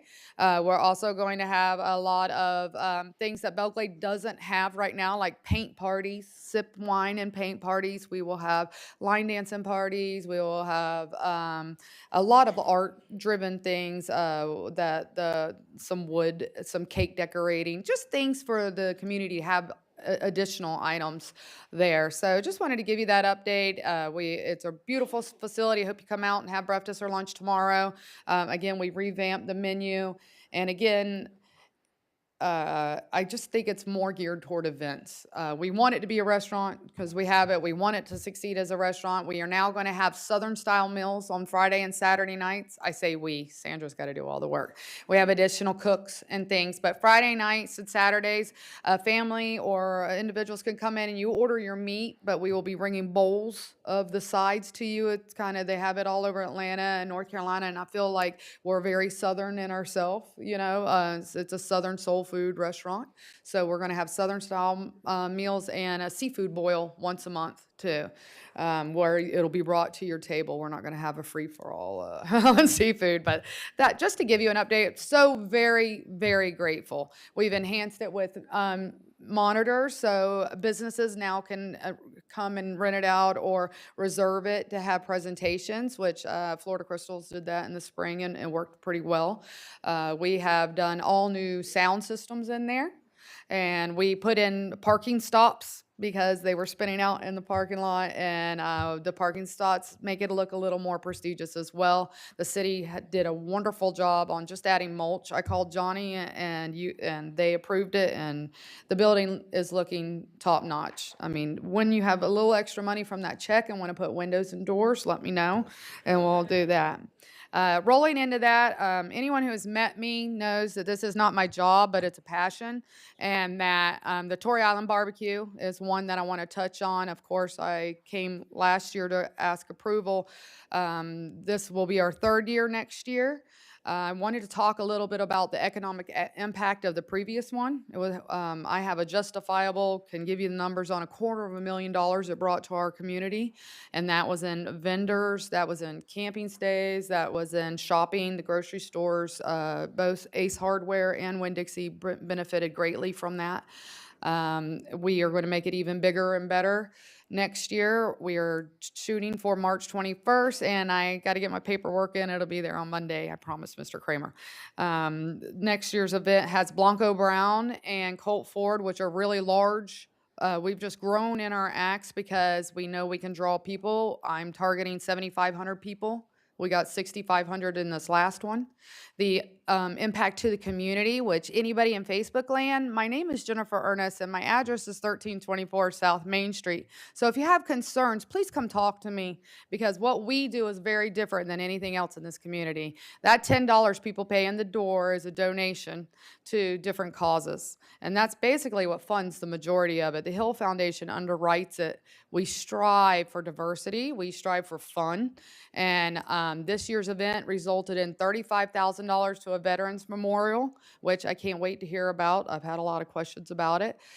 For the city to have a Veterans Memorial, $18,000 in student scholarships. They didn't have to complete a FAFSA. They didn't have to get their parents' economics. They didn't have to do anything but go have fun, and they had a lot of fun. So $18,000 in student scholarships, and another $15,000 toward, we did Clinics Can Help, and we did Dolly Hand, and there was one other, Families First of the Palm Beaches. So everything we do benefits this community. The H.E. Hill Foundation and the volunteers do not benefit in any way, shape, or form. Neither does the city, because I know they pay a ton. So I am highly appreciative of the support. I feel that we have 1,000 homes coming, but we have no, if you want to live somewhere, you want things to do, and you want to be proud of your community, and I think we can stand up and say that. This event has also attracted television shows. If you haven't seen it, we have the links. 4.1 million views we got for the Destination Palm Beaches, which was things to do in the Glades. So they went out and did some bird watching, they did bass fishing, they did airboating, which I took them on my airboat, and they did the drawbridge and met with the mayor. And I think that was a really positive tourism tool that we need more of. The other thing is we did Fest Quest of the Palm Beaches, where they highlighted the fly-in at the Belle Glade Airport and the Torrey Island Barbecue. And that one also got in excess of 4 million views of highlighting our community in a positive way. Commissioner Almazan was in that, the mayor was in that, myself was in that. So we just try to encompass everyone. We already have almost a wait list for our vendors. They're almost sold out. And in this is event next March. We already have 11 competitors registered for next year because they're worried that they're going to sell out. So everyone, we are the talk of the barbecue world. Belle Glade is the talk. I went to 3 different competitions. They already knew about us. They're already wanting to get in. So I think that's exciting for us. It makes me excited for Belle Glade's future in tourism. It's opened up, I've had anything from, of course, my dream before I die is a hotel. And I've had people come to me, they're willing to put them, we just need to find the land, and it's going to happen before I die. And then a couple of grocery stores, a couple of merchants that want to put things. So I've partnered with other businessmen and women in the community and has made it happen. I think we've had 3 rentals of people who were in Loxahatchee and wanted to bring their business out here. So I like that a lot. And again, I believe that we are running out of ag land. We need the house building land, and tourism is the epitome of what we have to offer very easily. We have a beautiful campground, beautiful out there, and we want to do more there and other places in this community. I have marketed for Las Palmas because they have the capacity to have large concerts. So in the future, the owner and I are going to partner and bring, and the Hill Foundation, not I, Barbara, I'm out there, in the Hill Foundation.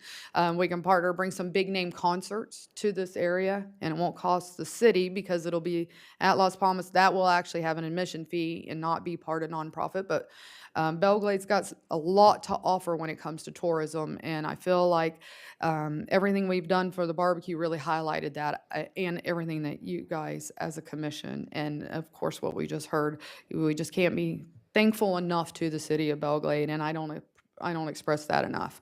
So I want to bring up Jeffrey Willis today because we have a really, really exciting opportunity. Mr. Willis is with, he doesn't like to toot his own horn, but Mr. Willis was a graduate here. He played in the NFL, and then he decided he wanted to be a fisherman. And he has blessed the children of this community with the MCA Total Experience, where he teaches them fishing and archery and different programs and camping, and he does it on his own time and does a lot. And he did Leadership Palm Beach County, and through that they found out about fishing out here, which they should have known anyway. They should have been giving us money already. But and the tourism board approached him about a high-level fishing tournament out here, which we should have had for years. Clewiston has it, Okeechobee has it. So Mr. Willis has opened the conversation. And then, of course, me being me, he comes and he goes, what do I do? Logistics, this, how do we get it to that level? And I'm gonna let him talk a little bit about his fishing, but what we would like to ask for the city is target March 28th of next year. He submitted you submitted your permit or no after this? Okay, he's in the same boat as me, Mr. Kramer. We'll get your paperwork on Monday, but to initiate a high-level fishing tournament that the first year would be professional anglers from all over the world in our community. It would have a children's aspect, which I'll let him talk. But when he sat at my desk, I was like, no, no, no, no. After he left, I picked up the phone to the CEO of Bassmasters of America, and they're coming to Belle Glade to Torrey Island in November, and we're going to start negotiating on bringing a Bassmasters event in our community. We couldn't get on their calendar, so Mr. Willis is going to put on a really great show in March next year to show we can do it, just like we always got to do. We got to prove ourselves. So what he is proposing is that we put this on and show we can do it. And then I have made the connections, and the tourism board, the Palm Beach County Tourism Board, the Palm Beach County Sports Commission, they're 100% behind what he has presented and what he's thought of. And I think that's big to us because he's not going to be coming out asking for sponsorships. The county would be responsible for that sponsorship, and then we're going to go high level. We're going to go fishing brand sponsorships. We're not going to be going out asking for money throughout the community. So I'm going to let y'all, Mr. Willis, give a little bit of presentation and what he wants to get, and he's hoping that y'all bless because I already told him you're going to bless. No, I'm so super grateful for Jennifer. She's such a big help for things that I just don't really know. So super grateful for her. Yeah, so the Palm Beach County Tourism has asked me to step outside of my box and create something here in our community that has never really been done. And so I've had the opportunity over the last 6 or 7 years or so to fish professionally, not just fish Lake Okeechobee, but I've had an opportunity to go throughout the coast of Florida, fishing tournaments and different things like that.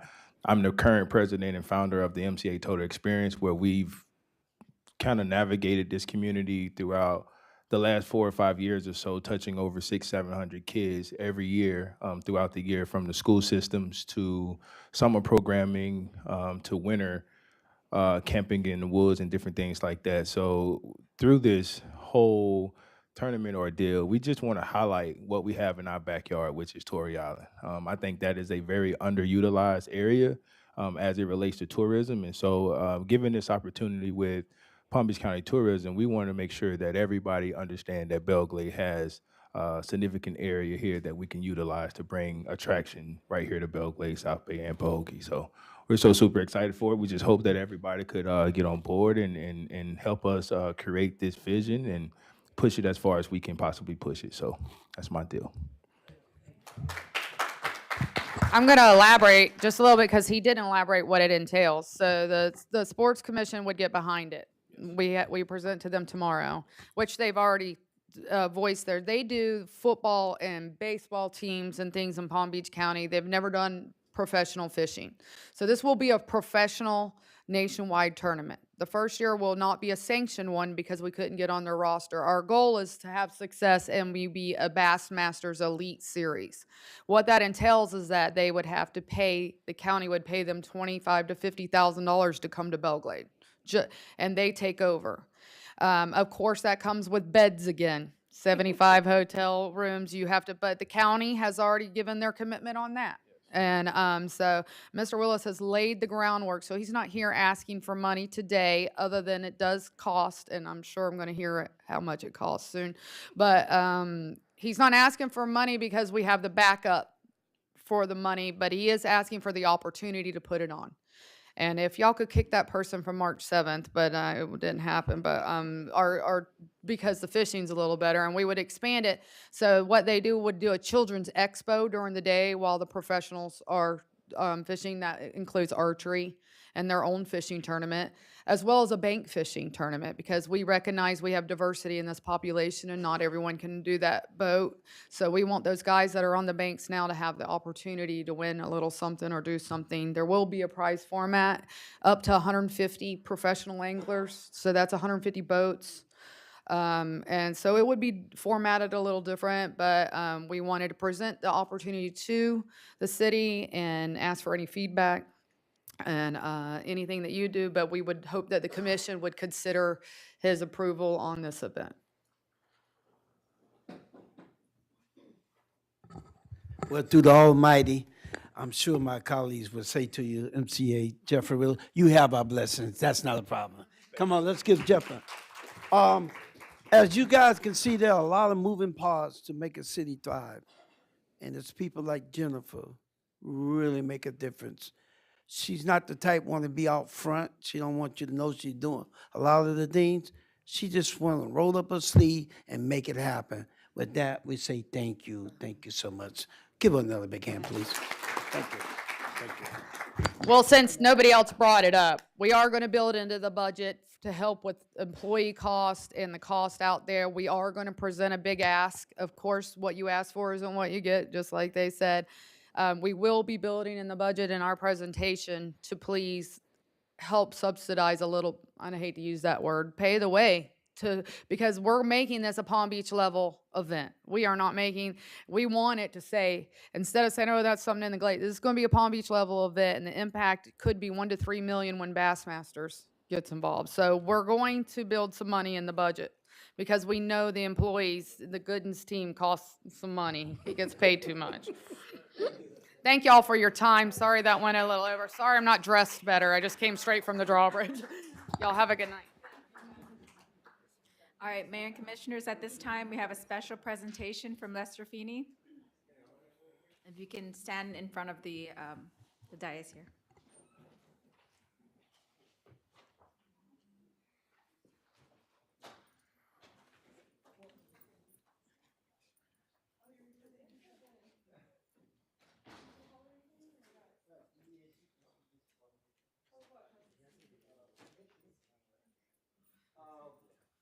Good evening.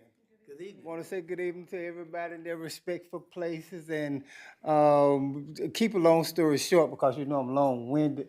And, and you know, I want to make a special presentation to special people, you know, for special reasons. And the young lady here, man, that's special what you're doing. So while she was talking, you know, I'm doing the courtroom thing. I sketched her picture. So if y'all don't mind if I present this to Jennifer here. You're welcome. So you know the Thank you very much. and I. Oh, okay. Thank you for not making me like big and fat. Now, of course, they're doing special things. I saw that big old chick. You know what I'm saying? So courtroom, and I was sketching him out. So I don't know your name. What's your name, sir? Sam. Brother Sam. S-A-M. Here you go, Brother Sam. Sam. Thank you, sir. Not a problem. Man, I appreciate you. I saw that shit. I'll start bringing more. This is all I can do. Oh, no. Here you go.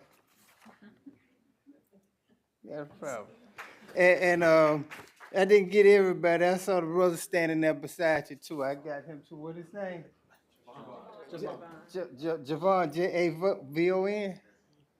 A-V-O-N. Y'all see I'm quick with this, right?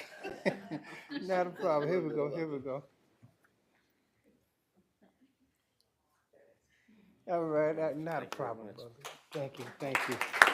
And you know, one more other thing, cause somebody, you know, they're very special, man. The way Lomax be running things, brother Lomax, you be running things, man. I got to present something here to you. I've been trying to present something to him since before the rodeo. And he got away from me each time. So if y'all don't mind me presenting this, because this is what I do. Special people do special things, and they deserve to have a finish hanging on their wall. So, Wrong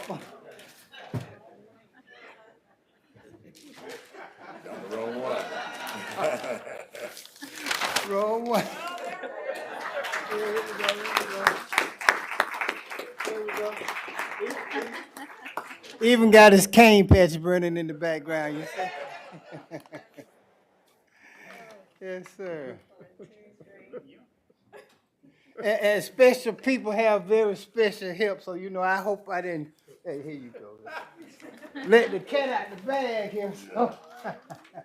You know what I'm saying? So they didn't know about this either, but they knew about Lomax, but yeah, I got you. Let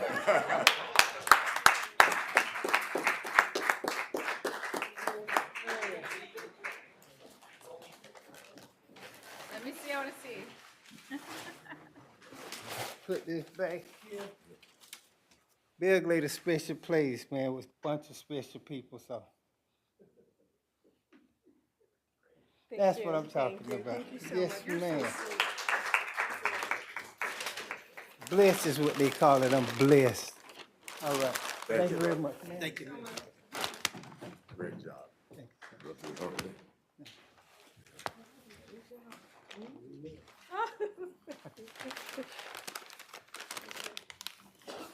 Again, that's that community pride. Y'all give it up for Mr. Finney again. Thank you.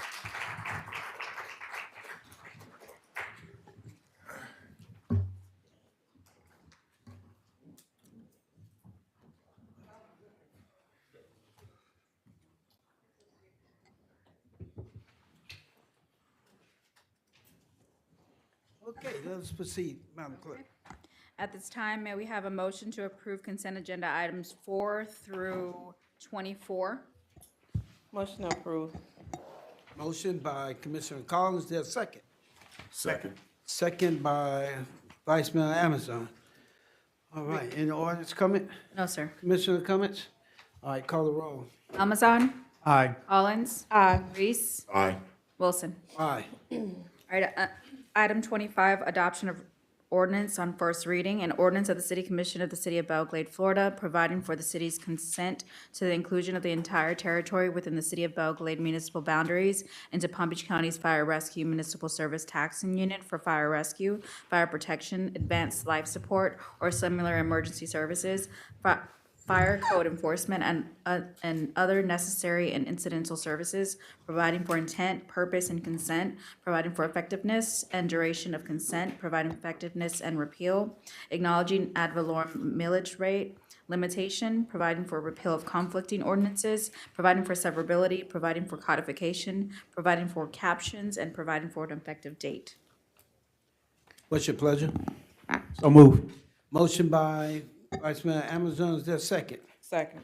Second by Commissioner Collins. Ordinance comment? No, sir. Commissioner comments? All right, call the roll. Amazon? Aye. Collins? Aye. Reese? Aye. Wilson? Aye.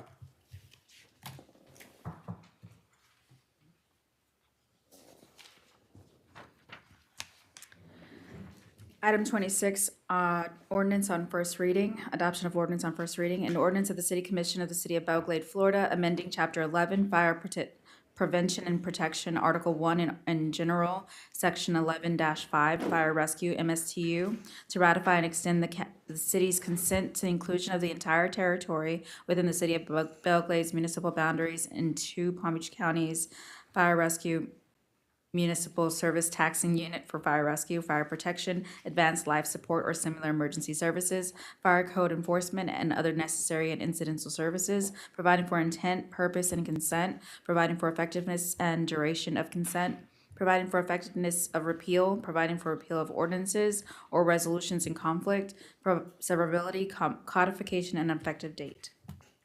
What's your pleasure? So move. Motion by Vice Mayor Amazon, is there a second? Second. Second by Commissioner Reese. Ordinance comments? No, sir. Commissioner comments? All right, call the roll. Amazon? Aye. Collins? Aye. Reese? Aye. Wilson? Aye. Adoption of ordinance on second reading, 2025-12, an ordinance of the City Commission of the City of Belle Glade, Florida, annexing 3 parcels of real property totaling approximately 1.02 acres owned by Western Palm Beach Farm Bureau located at northwest corner of Hooker Highway and Livestock Market Road, as more particularly described herein, declaring that the voluntary annexation of the properties meet all legal criteria, directing city administrative staff to take all actions necessary to effectuate the annexation, providing for a conflicts clause and severability clause, and providing an effective date. What's your pleasure? So move. Motion by Commissioner Collins, is there a second? Second. Second by Vice Mayor Amazon. Audience comment? No, Commissioner comments? one comment, sir. Okay. You state your name for the record. Thank you. Good evening, everyone. My name is Meredith Lay. I'm with Shetson Bowen. I'm the agent for the applicant, and I just wanted to take a moment to thank everyone here in the city of Belle Glade, the city staff, on behalf of the applicant and the developer of this property, ultimately with Racetrack. This has been a very smooth process. I know it's just the end of the beginning, but based on what I've learned about the city of Belle Glade, the sense of community is strong here. And Racetrack is very excited to become part of this community. So I just wanted to thank everyone for playing a part in getting us to this role, and we'll see you on the next stage. You were at the last meeting. We actually got to come up, right? Thank you so much. Yes. Thank you. Thank you. All right, we had a motion by Commissioner Collins, second by Vice Mayor Almazan. All right, any additional comments? All right, Vice Mayor, you've been recognized. Yeah, I just want to thank our two community partners there, Keith Worthworth with the Palm Beach County Western Farm Bureau, and also Ken McDuffie, CEO of U.S. Sugar. I mean, this is just, you know, they don't have to do this, but they want to help out the community. They know the impact that it does help the city and stuff. So I just want to say thank you both to U.S. Sugar and the Palm Beach County Western Farm Bureau. So thanks you to both of those organizations. Thank you. All right, call the roll. Almazan? Aye. Collins? Aye. Reese? Aye. Wilson? Aye. Second and final reading of ordinance 2025-13, an ordinance of the City Commission of the City of Belle Glade, Florida, annexing 3 parcels of real property totaling approximately 10.06 acres owned by U.S. Sugar Corporation, located at the northeast corner of Main Street and Hooker Highway, as more particularly described herein, declaring that the voluntary annexation of the property meet all legal criteria, directing city administrative staff to take all actions necessary to effectuate the annexation, providing for conflicts clause, severability clause, and providing an effective date. What's your pleasure? So move. Motion by Commissioner Collins, there's a second. Second. Audience comment? No, sir. Commissioner comments? All right, call the roll. Almazan? Aye. Collins? Aye. Reese? Aye. Wilson? Aye. Ordinance on second and final reading, 2025-14, an ordinance of the City Commission of the City of Belle Glade, Florida, amending the Code of Ordinance at Chapter 2, Article 6, Division 4, Section 2-336, amending the retirement plan for full-time employees, amending the composition of the Board of Trustees, providing for conflicts ordinance and authority to codify, providing for severability, providing an effective date, and for other purposes. Okay.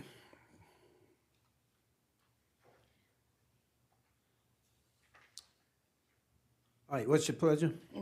So move. Motion by Vice Mayor, is there a second? Second.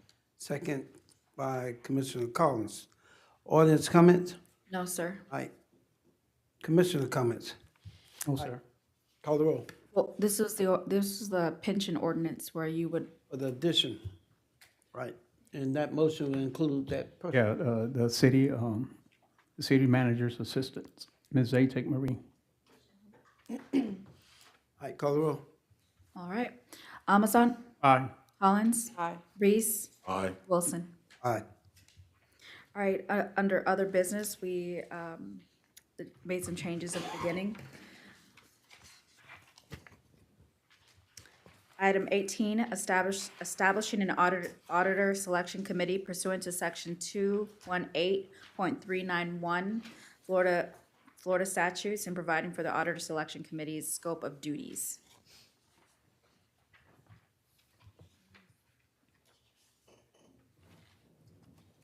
State that on the record again, please, I'm sorry.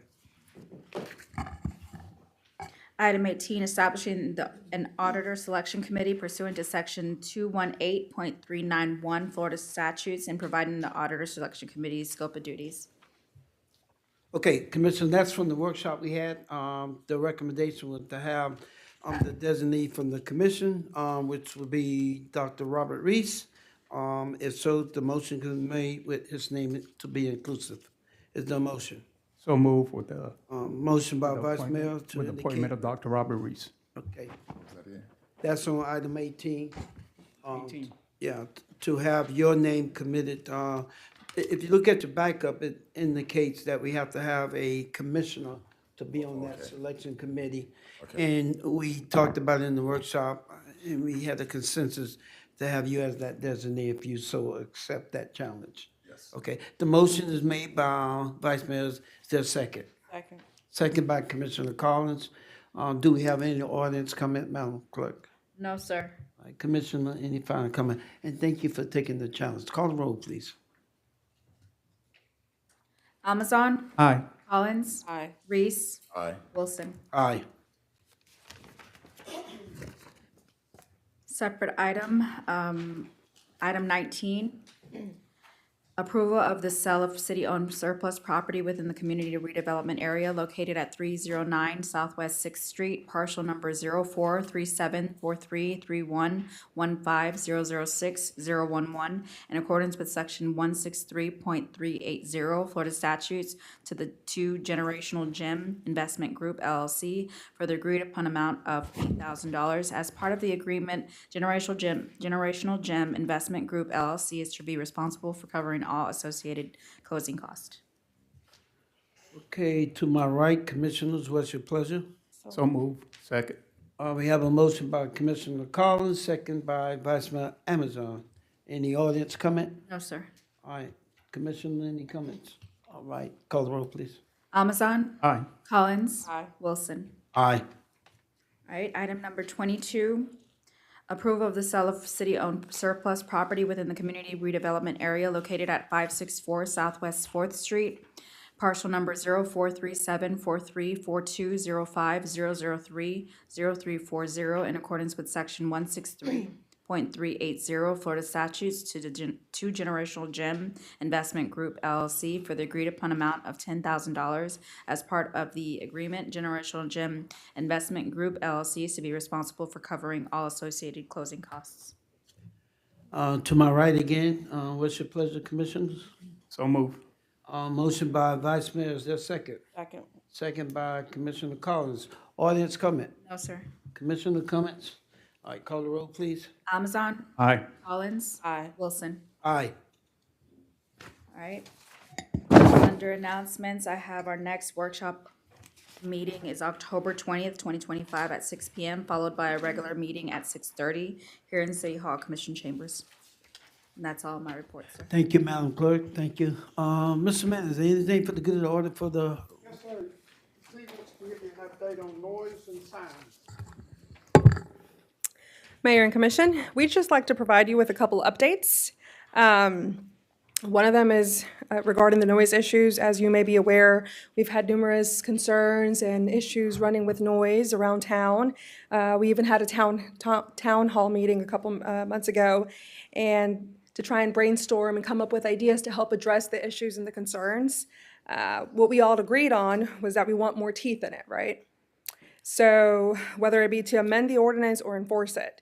So we got together with PBSO, Planning and Zoning, Code Enforcement, and our legal team. And instead of coming up with a new ordinance, we want to reinforce it, which we have the authority to do so. So we came up with a plan. And to basically explain it as simple as I can is, let's say, for example, if the mayor has a block party and Commissioner Collins is his neighbor and the music's a little too loud. So Commissioner Collins will call 911 or the non-emergency number, which is a 561-345-0515, and it has to be documented. You can't just call Captain Halperin anymore. You can't call a friend at PBSO. It has to be documented in order for it to be justified, right?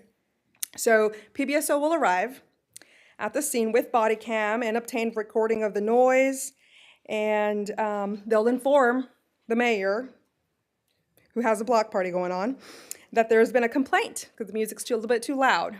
So to either turn it down a little bit, that goes with the ordinance, or to just completely shut it off. The following Monday, all the evidence will be submitted to an email that we've set up already here at the city. That email will send the evidence to Mr. Dowdell and myself. So Code Enforcement will then follow up an investigation based on a complaint and any evidence provided.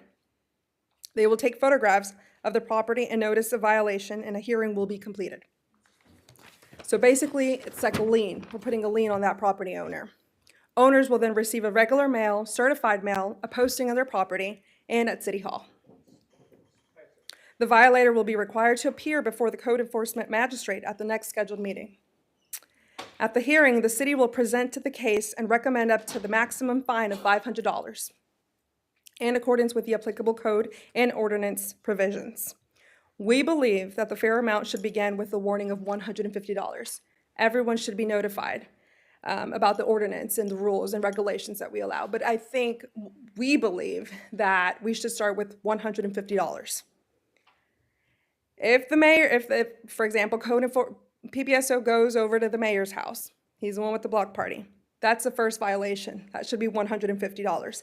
If PBSO receives a second complaint, that's a separate violation. That one can go up to $500, whether the magistrate agrees or not.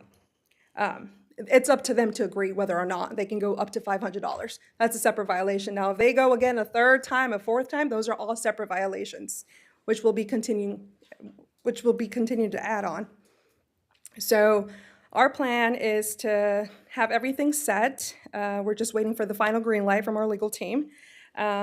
We will try and mail out letters to everybody in Belle Glade, to all the citizens, to try and go out October 1st. We're going to post it, have it in the newspaper, have it all on social media platforms, letting everybody know that it's going to go in effect November 1st. We'd also like to set a copy of the ordinance, the noise ordinance, so everybody's familiar with the noise ordinance, but we have to enforce it. We will be letting everyone know that we're going to be enforcing it. PBSO is already aware. They're trying to prepare and have a training session. We've asked them if our code enforcement manager can join, so he's also in the loop and knows everything that's going on and everybody's on the same page. So we can almost guarantee that this will help alleviate some of the concerns and issues regarding the noise around town. So that's where we're at. We wanted to bring you guys an update of where we're at and what we're trying to do regarding noise. So I do have a couple of questions Absolutely. and comments. So the first complaint you said would be 150? The first complaint? 150. Yeah, 150. First complaint? It can be that we haven't, it's not set. We wanted to bring you guys, we want to let you guys know what we were doing, but I know you guys mentioned wanting to have a little bit more teeth in it. Gotcha. And having a little bit more teeth in it is when we're starting to hurt their pockets. Can you guys, Mr. Manager, you guys can get the commissioners a copy of that with the elements in case we want to add or take away? I mean, give us an opportunity Absolutely. to look at it. We might want to add or take away. And we appreciate the committee getting together on this because it's an issue for us. But I want the commissioner to have an opportunity to dive into it. Absolutely. Okay. Okay. I just have one question. Yes. So on the first complaint that you have, they're gonna get charged no matter what, or is it just gonna be, they're gonna be told and they turn it down, and if that's it, or? Those are the options, but so far, the first complaint will be, you will get a fine of $150. Yes, sir. Yeah, this is just informational. We can change this, we can amend this, right. Yeah, we got it. But we just want to let the community know because PBSO goes out there and they already know, majority of the people, not everybody. They're not probably familiar with the ordinance. So we can definitely do that. The first warning, I'm letting you know, the second time I come out here, it'll be $150. The third time, it can go up to $500. So there's a warning before the first. We can do that. Right. Yes, sir. Yes, sir. That's what we feel comfortable with. Y'all Okay. feel comfortable with that because, Definitely. Yep. my neighbor may not like me. and may not like the music I'm playing, and that's the only reason why he's complaining. Absolutely. Yep. And so if you're gonna hit me with $150 just because my neighbor complained, didn't like my music, then I'm gonna. That's be a little upset unfair. about it. That's Yeah. right. And I'm not the mayor. But just for the audience, but this is a working document. Yes. That we have not authorized yet. Informational So purposes. still, any citizen out there want to give us some feedback or comment, you have the open door policy with our city manager and our assistant here. Please, citizen and business leader, reach out to them, or you have these 4 commissioners, reach out to us individually if you want to add or take away something. It's a working document, okay? So thank you for your leadership. Absolutely. This is I just have a informational purposes. Oh, yes, sir. Vice Mayor. Well, how would you address if it's a lease? Because I'm gonna get the notice if Mayor Wilson is leasing leasing his house, who's gonna get the notice? He's the one jamming the, he's got the music loud, but, City of Belle Glade owns the house. Yes, sir. We thought about that. Similar to a violation, there's a lot of people that leases houses around town, but it's the owners. Let's say they have 3, 5, 10 cars outside. Who gets the violation? Although it's the person renting, the one working a mechanic shop or anything, the owner gets it. The owner then deals with the person who's leasing, the tenant. So that's why we want to get a copy so we can. Absolutely. Yes, sir. And I want to know why I always have to be the examples. Let's say Vice Mayor, Mr. Reese. Have the block party. Yes, sir. Yeah, one other question. Are you gonna be using, instruments to measure the level of noise? Is that what you're doing, PBSO? So the way it's set up countywide right now is that the body cameras are recording the violation. We don't have the instruments to actually measure decibels, but the body cameras will definitely show the violation, and it can be reproduced during the magistrate's trial. So we will bring that evidence with us. Because as it stands now, our ordinance say decibel, so we're gonna have to make some changes. We're gonna have to. Yeah. That's what we're working on. We do not have decibel measuring devices here. Code enforcement might have it, but we don't do that. Okay. And So that's it's a working something- document. We Yes. still got some things we want to Absolutely. add and take away. So maybe the dates on that may have to be revisited and all. Thank you. Yes, absolutely. Any additional questions? Okay. Thank you so much. Absolutely. We just wanted to, it's a informational purposes. I don't want anyone to get scared or think, outside, it's gonna go in effect by any means. It's just, we wanted to bring something to the commissioners and let you guys know that we are working on it. Absolutely. And we wanted your input as well, and the community's input as well. I know that If noise. I could say one more thing, I'm sorry. Yes, sir. That as the sheriff's office, we do support warning. I don't think we should be doing the 150 fine right at first. That's why we go out, we educate, we would give them a warning to turn the music down, if you would.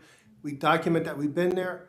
One of the things that we'd have to decide later on is if that warning is a 24-hour warning or a permanent warning. We have to discuss that. Okay. Good point. Yeah. That's probably got to work on it. Thank Yep. you. It's a start. That's a start, And absolutely. again, one other thing too, are provisions being made for special events on city property? Special events are separate. They are, yes, sir, they're exempt because they did get a special event permit. So it can be exempted if I'm not mistaken, Mr. Kramer, right? Yes. Any other questions, comments? Good. So are they still having to pay for these permits? Yes. Yeah. Everybody pays for their special event permit, And absolutely. is there like a time frame for that particular special event? Is it gonna run from 1 day, 2 days? They put that on the permit. Every event's different. They tend to put that, they put the hours, the dates on there. It all depends. And then from there, I think we mentioned something about once that has been issued, that they would notify the community that this is why they're playing the music for this particular event. Absolutely. All right, thank you. All right, so that's the first update we want to bring to you guys. The second update we want to bring is regarding the truckers' traffic route. You are all aware of the constant complaints and concerns that we have. Back in May, Commissioner Almazan helped us get with DOT and TPA, set up a meeting, and we gave them a tour we took them all the way to US 27. Usually that's where the problem starts, and we went also to State Road 80. It starts from coming from West Palm. So we told them about the issues that we were running about the signage being either a little bit too small or kind of last minute, right? So it doesn't give them enough time to go onto the other lane and go onto 715. That's why they're going onto Main Street. So we told them a little bit of our concerns and the complaints that we've received. I sent an email to DOT to see what the status of everything was. They said that they were gonna, before the season began this year, they were gonna have additional signage or probably trying to move back those signs to give them enough time to do that. So I'm waiting on them, receive the last updates. As we get closer to the season, we definitely want to have that in place prior to season starting. So we want to let you guys know about that. But I do want to mention that PBSO, they've been amazing. We call Captain Halperin. We received some complaints, I believe it was last week or the week before that. They were on it. They got a lot of citations and violations. So thank you, PBSO team.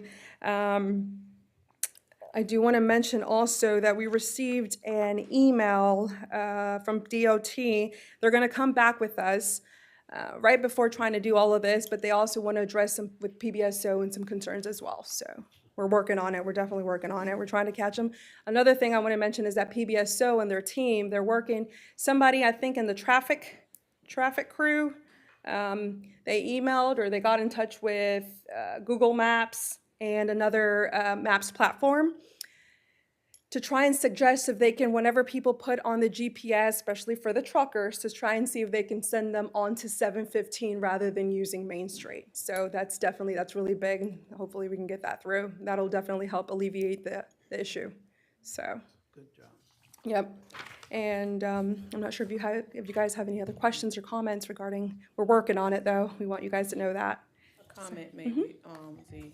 So on 715, if I'm not mistaken, it is identified as Southwest 16th Street and Avenue M or something. So when you put an address into Google, it takes them everywhere but the right place. So that may be something that we need to address. I think I mentioned it one time before, but definitely, because when the deputies are dispatched out to 715, specifically in the mobile home park, sometimes, like, if they're not familiar with the area, they would go somewhere else. It either take them to the back of Glade Central, You're right. the back of Pioneer Park, or somewhere on the opposite Southwest 16th Street end. You're right. So We can that's definitely a safety concern. something to definitely that we should be address. addressing. Yep. And if we find that that's an issue with our CAS program, we'll fix it. I know that we had a gentleman in here that complained about an address being dispatched to a wrong address every time. He was actually correct. We fixed it within 24 hours. So if that's ever the case, we will fix our CAS system immediately. So I just recently encountered that myself. That's the reason why I mentioned it. Yeah, the gentleman said he was new out here though, so he called me and I had to lead him to where he needs to go. Thank you. So while we're on that, Pioneer Park, the park going into Pioneer Park Elementary, can you get some deputies there in the morning?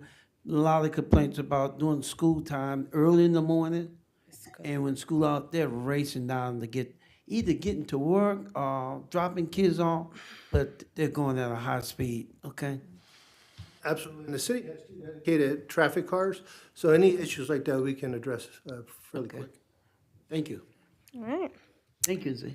My final updates. I know I talk a lot, but I know that you guys mentioned that you guys wanted an update on all the grants and all the projects that we were working on. Keith unfortunately couldn't make it to this meeting, but he will be here next meeting. He'll provide you guys an update, a little presentation of all the wonderful stuff that's going on in the city of Belle Glade. We have a lot of good stuff happening, so he'll be here next meeting. And then our wonderful finance team is also working on the list of the grants that we have going on and the upcoming, anything that we're looking for as well. So we'll provide that to you guys.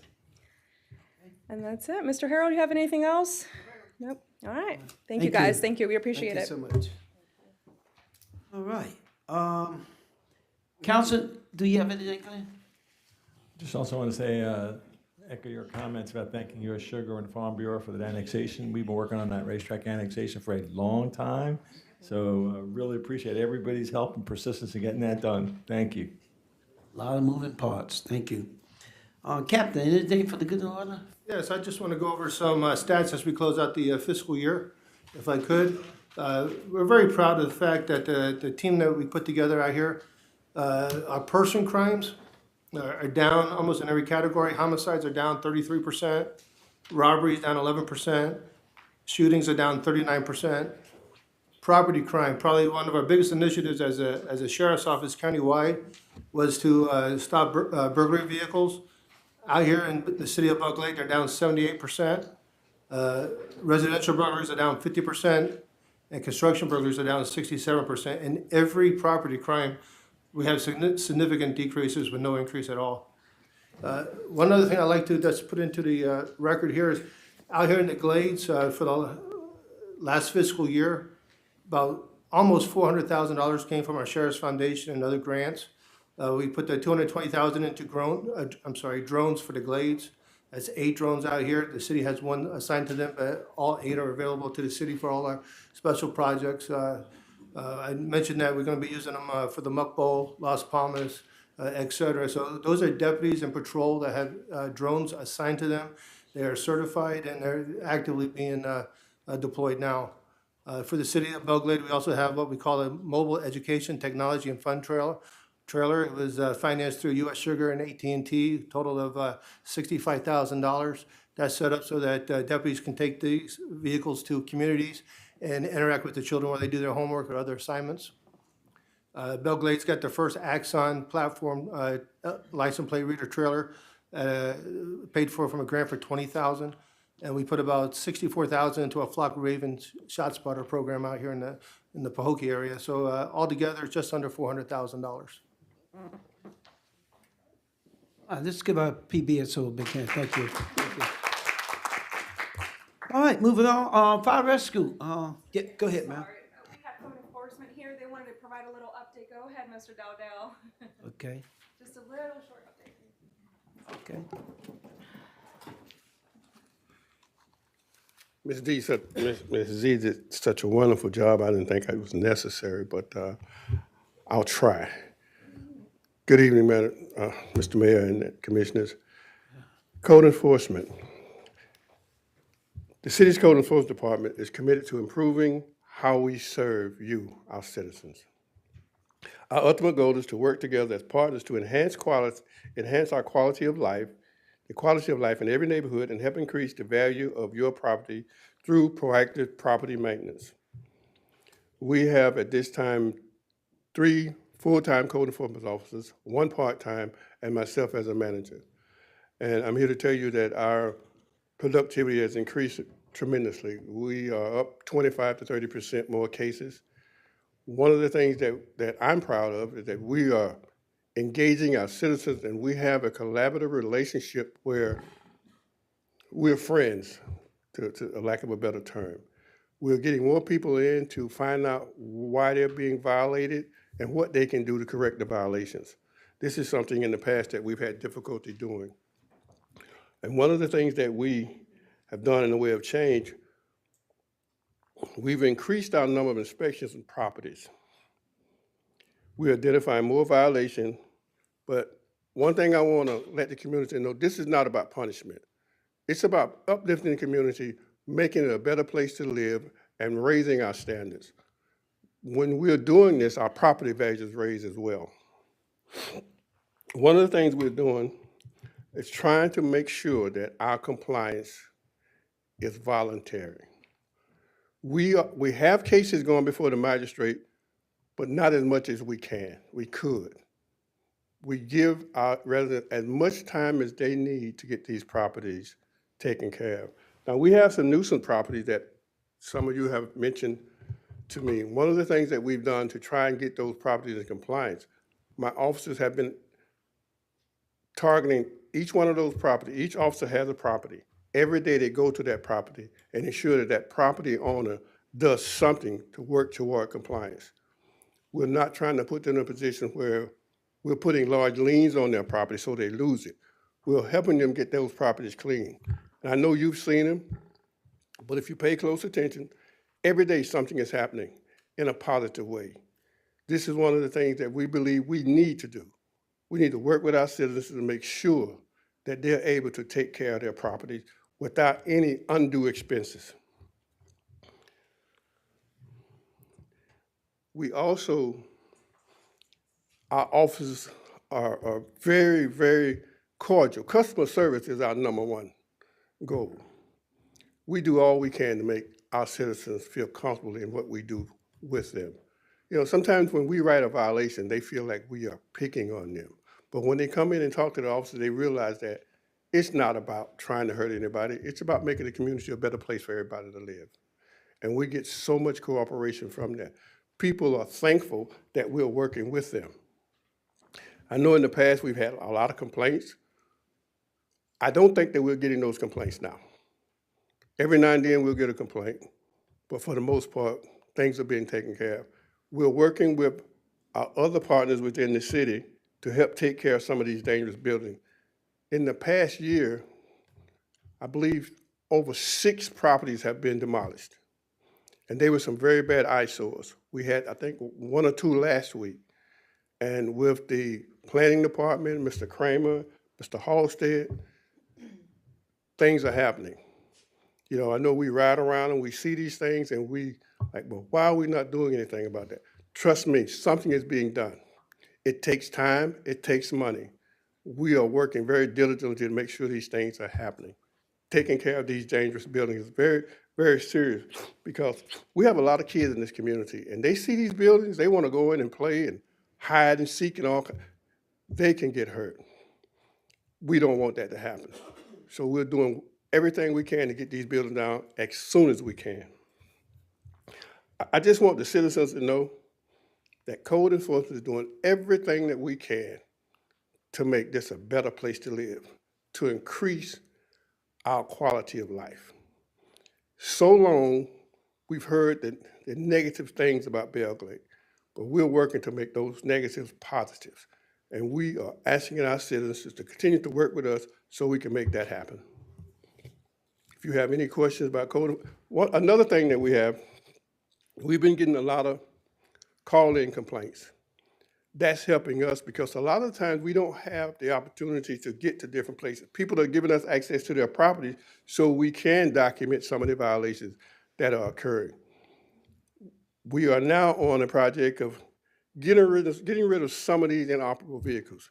You ride around town, you see some houses that have 14, 15 cars. Literally, we are targeting those places, we're writing violations, and we're cleaning them up. We are coming upon our harvesting season. We all know how difficult that is. Those of you who live in those areas where people have these big trucks, 3 o'clock, 4 o'clock in the morning, waking people up. We're trying to address that. It's gonna take a little time, but we're working on some issues to deal with those situations as well. You know about our chicken situation, okay? We are the chicken whisperers.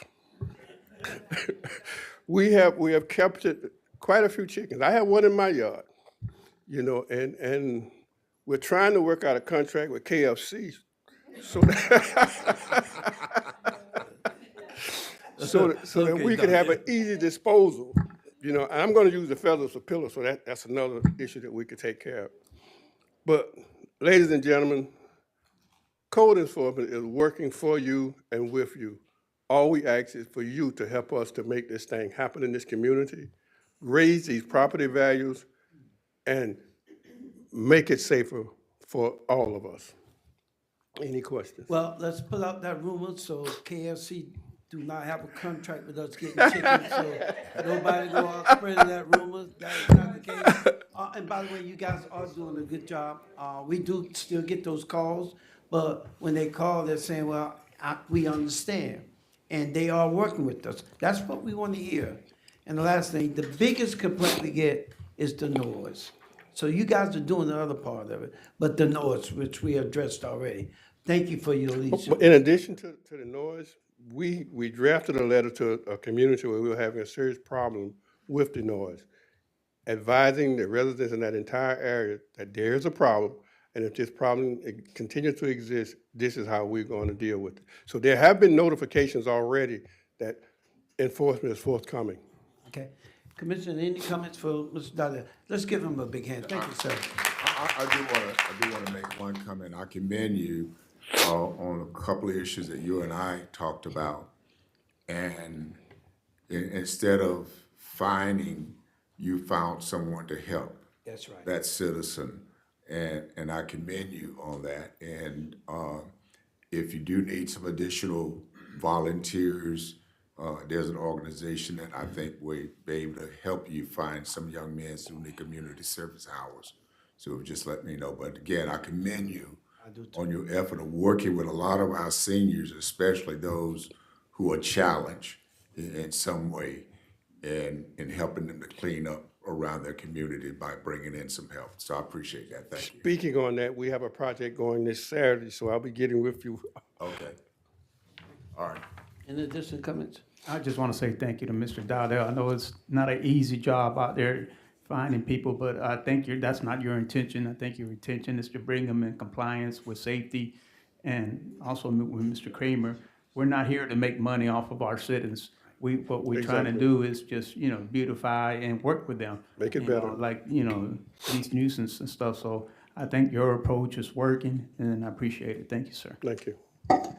I just want to say thank you all for all of your hard work. And again, like you said, cleaning up because it does make a difference in our community. I am big on beautification, I know. but however, as Dr. Reese stated, he has an organization. If you ever need help, Daniel also said him and his crew are always open to help as well. So just give him a call. I'll do that. Thank you. Thank you again, Mr. Dardale. All right, Fire Rescue, thank you. Good evening. This one's for you. City leaders, thank you for the opportunity. First, the first thing I want to say is Palm Beach County Fire Rescue is very proud to serve the Belle Glade and the community of the Glades in the entire region. So we're very grateful for the opportunity to let us serve the community and provide really high quality emergency standards for the community. And I know you guys know we've been here since 2006, so we're very grateful for the opportunity, and especially me. So I know I'm speaking for everybody and every firefighter that's been here in Palm Beach County Fire Rescue serving, especially the guys across the street. They've been here for many, many, many years. So I just wanted to translate to you guys. Well, translate. That's kind of not what I want to say. Transmit that message from our station here, our local station. So, and a quick information that I have for you guys. Since 2004, we responded to 3,247 calls just here in the city. So far this fiscal year, from October to August, we're already at 2,904 calls. So that's a little bit of information. And now that the events are coming, especially on the holidays, and I know like the mock ball and stuff like that, we've been having some meetings with my friend here and the school police and everybody. So we're trying to get ahead of the mock ball because it's going to be a very good game, but also it's falling on Halloween. So we're trying to prepare for that. And I'm also, one of the other things that I was trying to prepare is there's going to be the food trucks, right? So we won, like, code enforcement, we want to keep the people safe. One of the things that I think I shared with you, Ms. Figueroa, it was the link to the food trucks. So if anybody has any questions, especially the community or the citizens, I already shared the link with you guys. So if they don't get enough information or they have any other questions, just have them call me because we want to make sure they get those inspections. And there's not just like the money, it's because we want to keep them safe. We want to give them those tips. We want to make sure that they keep their business running, but also do it in a safely manner. So we're the experts, we can help them. And that's pretty much all I got, So thank you for the opportunity. Thank you for the opportunity. Any questions, comments? Thank you, Chief, for your No. leadership. Thank you. Thank you. I like that. All right, moving on. Do we have any audience comments? We do, Mrs. Annie Ifill, if she's still in, yes. Oh, we do see former Commissioner Vice Mayor Ms. Mervin, Claire Mervin. Y'all give her some love from City of Pahokee. Thank you. Yes. Thank you. Want me to do it? Yes, I'm just here to support former Vice Mayor Mervin. We're working on a project together to bring awareness around Breast Cancer Awareness Month. So go ahead, Ms. Mervin. All righty. Good evening, Mayor, Vice Mayor, Commissioner, my good friend, City Manager. I am here to, October is Breast Cancer Month. And we know a lot of people have been affected by breast cancer, whether mother, daughter, or so. So this is our second year of our breast cancer walk. It's Mug, Sweat, and Cheers will be October 18th. And all of our proceeds that we raise, it goes to agency that helps uninsured mothers or women or men with breast cancer screenings. Last year, we were able to raise over $2,000, and we were able to give that to Sojourners of Healing Hearts. This year, we'll raise, the funds will go to Pink Warriors, who also that helps within the Glades area in raising money. But I do want to say thank you to the city of Belle Glade and all of our surrounding city that helped sponsor this on last year. It was really great. I really thank you, Mr. Lomax, for your, I called the mayor, he called you, I had no problem, come get it, and that was fine. I really thank you so much for that, commission and mayor. So this year, we're back again, asking for your support. Also, to help with this, there's a $25 for individuals, and on these flyers, there is a QR code that they can scan, and it goes directly to the bank that we're holding the funds in until after the event. It's $25 per individual and $100 on a team of 5. So we're asking that the cities will get a team also and will come and support the walk. After the walk, there's also, we have a brunch. We have a brunch and we have Zumba that will be also on that date. It will be given at the Pahokee Parks and Rec Field, 360 East Main Street is where we will be hosting that event this year. So we're asking for your support, and not just your support, but your participation to come out. And last year, I think we had over 200 people that participated. So this year, we're looking to have more people to come out on that Saturday to help with our, we call it Pink Walk, Breast Cancer Pink Walk, Muck, Sweat, and Cheers. So I want to say that. Thank you, Vice Mayor. And what's the time you said? It will start 8 o'clock in the morning. You can either register by the QR code. There's also going to be a link, and I can leave a flyer. There'll be a link also that you can you can scan the link, and it goes directly to the account that is set up. And also you can also do it on the day if you would like. Okay. So we're looking for some participation. Thank you so Andy. much. We're gonna use the same process. You asking us now, we're gonna direct it to him, so he's gonna take care of it, all right? I appreciate it so much. Thank you so much. Thank you, thank you. And then one last thing before I go. I did get a chance to meet with Parks and Rec to discuss arts on the muck. I'm working on this in collaboration with some residents and community stakeholders. We are hosting it October 22nd from 11 to 2 at the Lois Lewis Mary Evans Center. We're going to invite all the senior programs to come out and participate in that event. Thank So you. they have the flyer and everything. I just want to make sure you were aware. Thank you, Ms. Ifill. Thank you. Thank you so much. Thank you. No more public comments, sir. Okay, we're gonna go ahead and close out with comments from the commissioners. We'll start with Commissioner Reese. Again, thank you all of you for being out here this evening to be a part of this commission meeting. And again, we're thankful to all our advocates that goes to Tallahassee and Washington, D.C. on our behalf. We really thank you for that. I did want to make an announcement on October the 11th from 9 a.m. to 3 p.m. We have a Women's Health Conference that will take place at St. John First Missionary Baptist Church, 600 Southwest 8th Street. So again, will you come and give some more details about the conference, if you don't mind?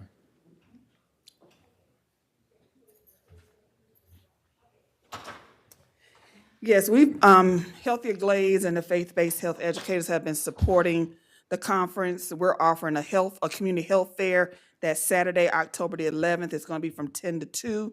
There'll be an opportunity for folks to get access to vital health screenings as well as health education as well. So that's going to be October the 11th, 10 to 2. We're working with the Health Ministry of St. John along with Healthier Glades and the faith-based health educators. Thank you so very much. You're welcome. Again, we encourage the women to come out to the conference. Matter of fact, the actual conference itself starts on the 10th, and it's at 7 p.m. nightly from the 10th, 11th, and I think the 12th at 7 p.m. They'll have women conference there at the church. So we invite you to come and be a part of it. Again, thank you for staff for all that you do and for how we're moving forward as a city. And I'm very proud to be a part of this community. I didn't get a chance to thank Jennifer for her attitude. She's one who really wants to support this community. I remember some years ago, we wanted to take some young people to a football game in Miami. We had the tickets, but we didn't have the transportation. And I called Jennifer, and she wrote the check. So she's always been very supportive of this community, and I do believe whatever she's planning to do, I think we need to get behind it 100%. Matter of fact, 110%, because those are kind of things that bring people to our community, to see our community, and when they come to see our community, I know they'll fall in love with it as well. And so again, thank you for all you do, and again, support that group. Thank you, Commissioner. Commissioner Collins, you've been recognized for closing comments. Yes, again, I want to thank everybody for coming out tonight, always supporting us, making sure that you're out getting all the information need be via in person or online. I also want to thank Ms. Zatek Marion, our city assistant, and our city manager. As Pastor Reese mentioned in the past, that, you know, some things that took place with young adults and they were able to take them somewhere. But also, I made one phone call and we had an opportunity to have some tickets to the FAMU game and the FAU, Florida Atlantic University, down in Boca last week. And we were able to take some kids on a charter bus. They enjoyed themselves, and it was an extreme, amazingly great event. I want to thank Mr. Johnson for stepping up, him and his team, Miss Debbie, Mr. George Critton, and they did a phenomenal job with those kids. It was hot, I was sweaty, I was sticky, but I was there. And they enjoyed themselves. They said thank you. I talked to them as a whole. They wanted to thank the city first and foremost for doing that for them. And hopefully in the future, we're able to do some other things as well. This past Saturday, I got a chance to connect with some mothers here in our community at the community baby shower. I was able to hold some little bundles of joy, just shy of a week old to a month old. They were so little. I haven't held a baby in so long. I was afraid I was gonna drop them, but nevertheless, the love that was spread abroad in that building was so amazing. If you were there, yeah, Miss Annie, if you were there, you would have fell in love with those mothers and those babies. It was truly a blessing. And I just want to say thank you to all of our staff. Thank you to my colleagues. Thank you to all of our amazing outside partners, PBSO, Glenn, our city attorney, our fire rescues, and Ms. Senator Bremen in her office, Miss Brenda, Miss Connie, and everybody that was here tonight. I just want to say thank you. The gentleman in the back with our upcoming project, the Houston. I want to say thank you all. We have some amazing things getting ready to take place with that as well. So again, thank you all for coming out, and good night. Thank you, Commissioner. Vice Mayor? Yeah, first I just want to make a comment to the manager that we start working on our legislative priorities. Yeah, I know you're probably doing, they're around the corner. I think committee works, I think they already had some financials this week, and I think in October they come, and, you know, sooner than later, January's here, and we just have to be ready to go. So I want to start with that. I want to thank all our staff, you know, here, all our directors, sanitation, our employees in here, outside, for all the work they do in helping the city stay clean and moving. I also want to thank our Mr. Kramer, Mr. Gooden, Ms. Marine. We all attended the transportation plan at Palm Beach State, Loxahatchee, that was hosted by Commissioner Baxter, Vice Mayor Baxter. And we made some comments, and she promised that she's gonna try to hold one out here for the Glade communities, because our road issues, our transportation issues are different than what up there. Mr. Gooden and Ms. Marine spoke out and voiced their voices out here for the Glade communities. So I want to thank them for attending that. Also, I want to thank PBSO and Palm Beach County Fire Rescue. I know it's not easy writing a citation. It's the last thing we want to do, but unfortunately, some of our and it's not the cane trucks or stuff. It's mostly dump trucks or hauling trucks like that are violating the not going on the truckers route. So I mean, it's an unfortunate situation, but we have to do we have to do to keep this city safe. So I mean, I'm asking you, you just do your job. If we're wrong, we're wrong. If I'm speeding, I get a ticket. It's just simple. I've paid them before and I'll pay them again. I paid one from Tallahassee. I went through speeding school zone. Yes, I did. Yes, I did. And I'm not ashamed to say it. If I'm wrong, I'm wrong. And it's like if you have noise orders, you're wrong, you have to pay for it. You got to face the consequences. You got to respect the laws and and be a law-abiding citizen. So again, I just want to thank everybody out, our citizens, for engaging here and for coming out tonight. So thank you. Okay, it's been a long, productive meeting. I won't repeat what my colleagues already stated. I agree with everything they said. To all the support, a lot of moving parts to a city like a small community like Belle Glade. Without you guys, it would not be possible. So from my desk to yours, thank you all so much. God bless you. This meeting is adjourned.